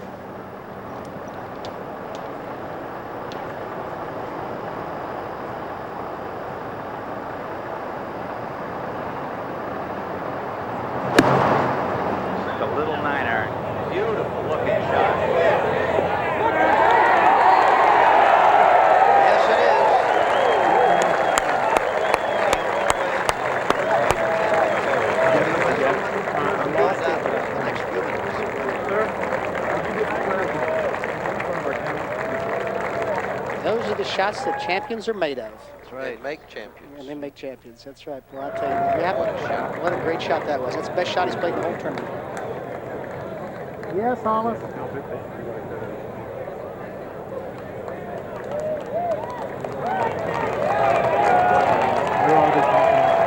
that shot, it's going to allow him to play the last hole the way he wants to play the last hole, not having to struggle.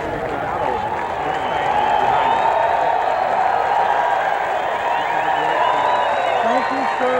I'll talk to you before the evening's out. It's been a pleasure to work with you, sir.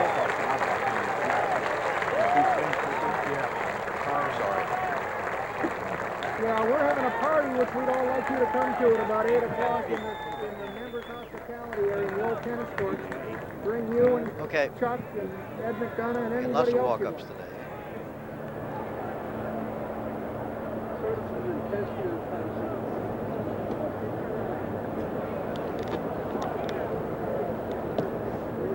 If they realized how small that green really is back there. Really is. Smaller than any other green on the golf course by far. Cupping areas are almost non-existent.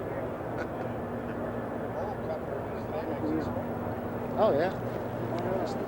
Hardly anything there. Unless you might get hit by a car back there. That's right. Right on the road. Goes to Francis Or one Ouimet. good bounce and you hit a car. That's right. I was leading. I got run over.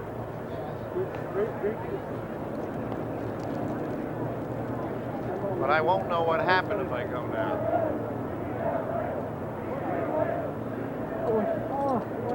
He will.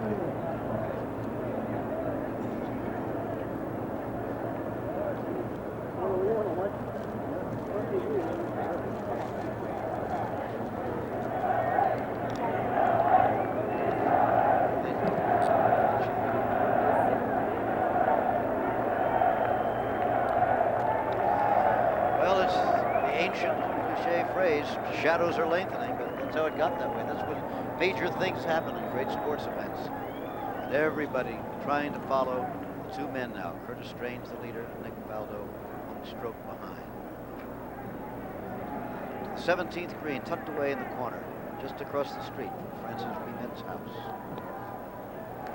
As we said so often yesterday, this is a rebuilt green, so it's a little bit different speed than the others. And the one thing Nick cannot afford to do now is to three-putt this green. That Channing you hear is up on 18. They can't. I think the Channing, Jim, is because of something about the basketball game. I think they were saying beat L.A. Maybe Detroit won. We don't have a problem. At any rate, that's up on 18, but you say it's not loud enough to bother them on 17. Okay.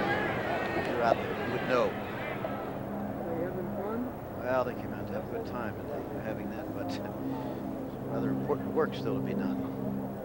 Later on, these players will look back at this as a good time. Right now, it's excruciating. It's the most fun times of their life. That's right. I can tell you that, Jack. That's right. Win or lose. Win or lose. That's right. You never forget these afternoons.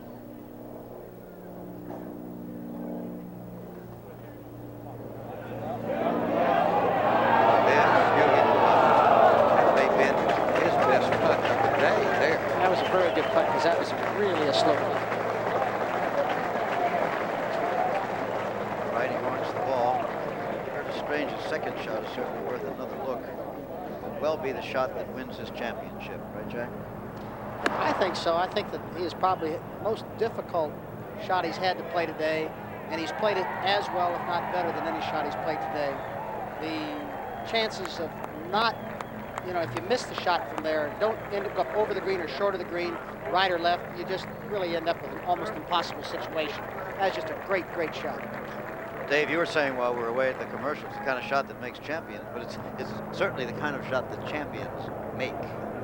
That's right. He played a shot back into such a small area that had enough nerve and skill. That's from all the years of practice and work. I mean, it all comes together finally. They've been on Curtis because he has not won a major championship. I say all he's done is win money. And I think winning Jack's tournament at Memorial this year, but he told me the 3-iron he played against Greg Norman at 18 in the Houston tournament, where he birdied that tough last hole there, got him started. And of course, playing Greg, who many consider maybe the best player in the world, you can argue. Many of the American players feel this man is the best player in the world. Now, Faldo has put it in the hole for his par. He has the par. He's 6 under. Curtis can go 8 under with this putt. Plus, it would give him a 2-stroke lead, and then he can play 18 as he wants to play it. This is where he 3-putted yesterday. Fast coming down there. Look out. Oh, boy. Yesterday, he said he tried to force the putt in the hole. You remember, Jack, when he said that? And that's what caused him to 3-putt. Now, He didn't try to force that. Dave. No, That's just a slope. Yeah, I know that. Very severe slope. So there. Faldo cannot help himself at this moment. If his opponent misses this putt, however, they're tying him with 1 hole to play.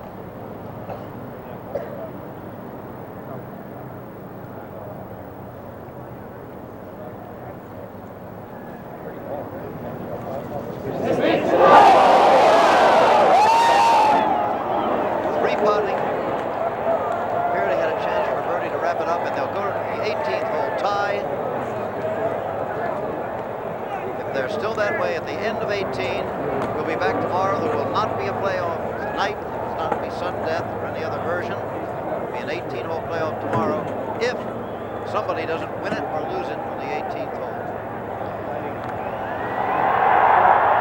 Well, he won't look back on that one as fun years from today, I guess, Dave.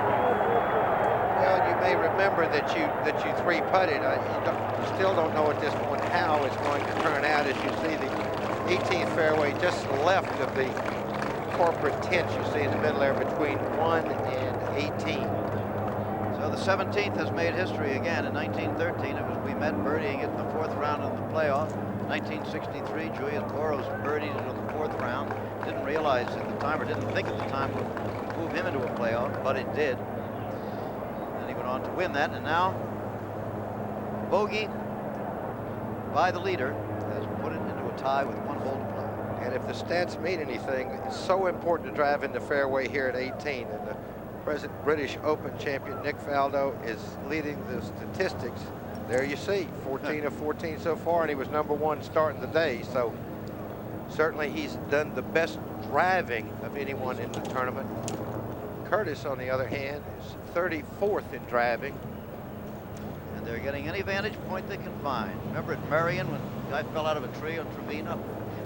Well, he was not on him, but while he was about to putt on 18. Some of them have gotten on the roof of the clubhouse. They're everywhere. All right, final hole, 438 yards long, plateau green, par 4. Wind has turned around a little again and is coming back in the face of the players. This hole's going to play a little longer than it has been today.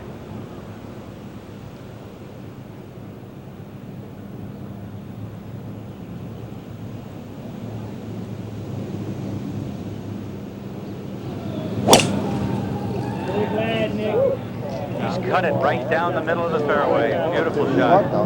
Yep, very sure. Way better.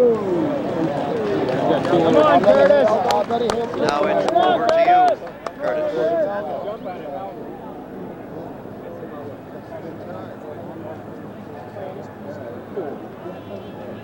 By some chance you've just joined us.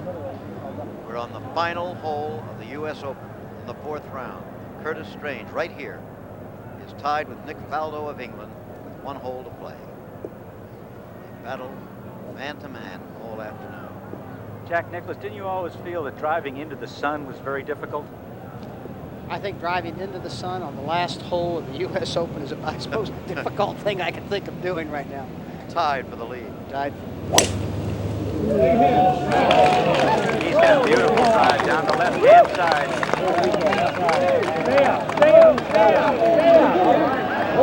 And that 6 inches is going to make a tremendous difference right here. This is what was happening while we were away, walking down through the crowd from their tee shots to the second shots, the shots to the 18th green. Curtis Strange there in the red shirt. Marshall's trying to make the way for him. Somewhat reminiscent of the British Open when they pop out of that crowd like a champagne cork. Here's Nick Faldo, though, right in the middle of the fairway. I suspect when he walks up to this 18th green, he'll get the best reception any Englishman's gotten in Boston, at least in 1776. Faldo is 190 yards into the breeze, just slightly coming out of the left. Sun still may be a problem for him, Bob. Well, the sun is very tough out here, and your green is all in shade. Very tough to judge. I suspect he's got probably a 4-iron. Is that right, Bob? Well, if he's got a 4, Jack, I think he's going to have to step on it, but I think that's what he has. Elevated green, bunkers in front, cross bunkers. It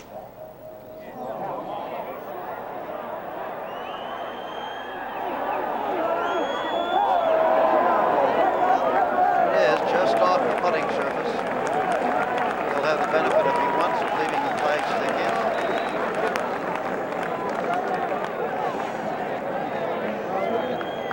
Doesn't look like a birdie from there. Yeah, that's one of the most unusual statistics in sports. Now, remember what that means. It means that no one has ever had to birdie the 18th hole to win and done it. People have birdied the 18th hole and won. Curtis Strange, 162 yards. Beautiful lie, but in the rough, regardless. Curtis played a 6-iron yesterday from 165. Didn't get it back. Put it in the front bunker. I'm sure all that's running through his mind, Bob, at being in that rough, is to throw it as high and as soft as possible and just get it over that front bunker and let the green do the rest. That would be great, and he's got the kind of lie he can do that, Jack.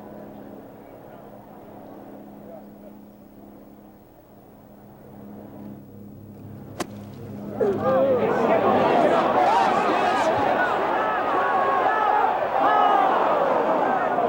the bunker.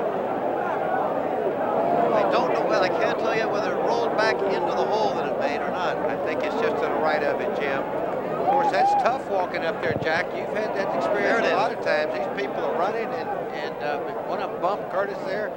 You get your mind off what you got to do when that happens to you. You totally lose your concentration when you're getting this kind of a situation. I know they'd like to control the people, but I don't believe they can right now.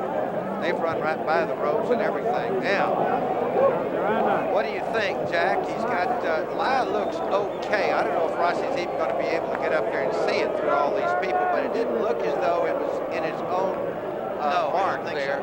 I don't know, Dave. I can't tell, but it's on the side of that face, and if it's in the side of that face, it's probably partially in and partially out of that pitch mark. You can see it right there. There. Now, what about Falzo's shot coming down the hill there? Well, I think everybody thinks that Nick has got an awfully easy shot, but that is awfully quick coming down that hill, and Nick's going to have to work. If he's going to try to make it, he's going to still have to be very careful not to three-putt. Is there one you would rather have of the two? You know how I play bunkers. I'd much rather be with Faldo. Curtis's ball is not in the pitch mark. It's to the right of the pitch mark. He has a beautiful lie, actually, and about as easy a bunker shot as you're ever going to see. Of course, the situation makes it a little more difficult. That's right, and he got there yesterday in the same bunker and made a beautiful shot out of there and made his par after bogey in 16 and 17. Glad to hear you're alive and well and got through the crowd anyway, Rossi. Jay almost got you the British Open. Yes, Dave. Whatever happens, this is what it's all about. I first heard that comment from Jack Nicklaus, but until you've been a player, you just can't understand the excitement going through those two players right there and all the things that run through your mind that you're trying to get out of to concentrate on what you're trying to do. You You don't have any control over the other guy. It's not like a sport where you can go in and tackle him or block him or something. Bob says he's got a very easy bunker shot. But you're right, he's got all those conditions that he's got to control. And that's the hardest thing, is to control those conditions. 9 chances out of 10, I think Curtis would knock this ball inside 3 feet. All right, now let's see. Who's away? Yes, I think maybe Faldo is away here. No, I don't believe so. I No? think Curtis is away. All right. Well, here he is. There have been 20 foreign-born winners of the U.S. Open, but only 4 were not living in the United States when they won, and that was Harry Barton in 1900, Ted Ray in 20, Gary Player in 65, and Tony Jackson 18 years ago. Faldo would be the 5th. Plus, he would duplicate what Tony did, holding both Open championships at the same time. That's right. Amazing how quiet this many people can get that were so noisy just a second ago. And how noisy they can get in a minute or so, depending on what happens.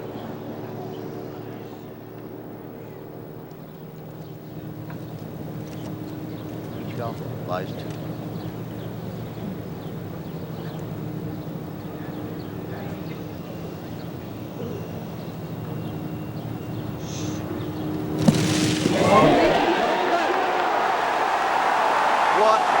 Beautiful shot.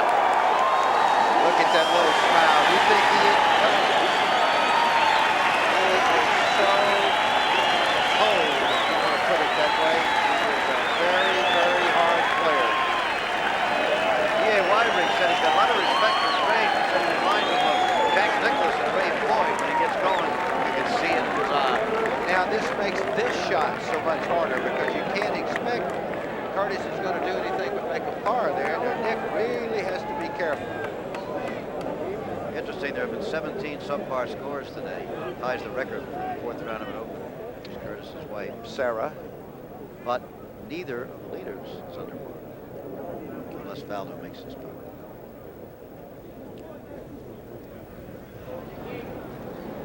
Before the week, I talked to Curtis and I asked him what he thought would win. He said 278 to 280. If he makes a par here, he will shoot 278. And of course, if Nick makes a par, it'll be 278. And they'll go to this putt to win the United States.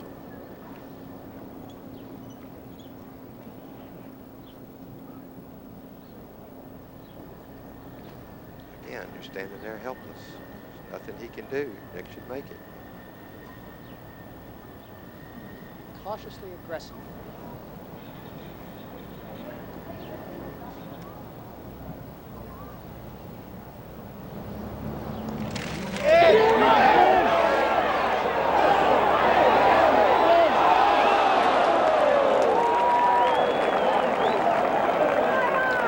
It looks like we'll be back tomorrow.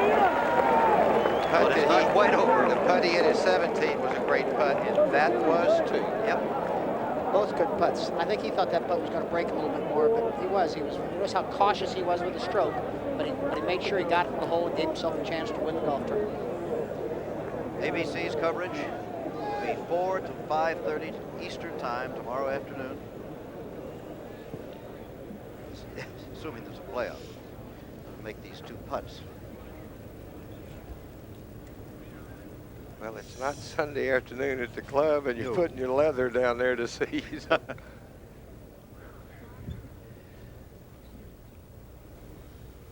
Both wives.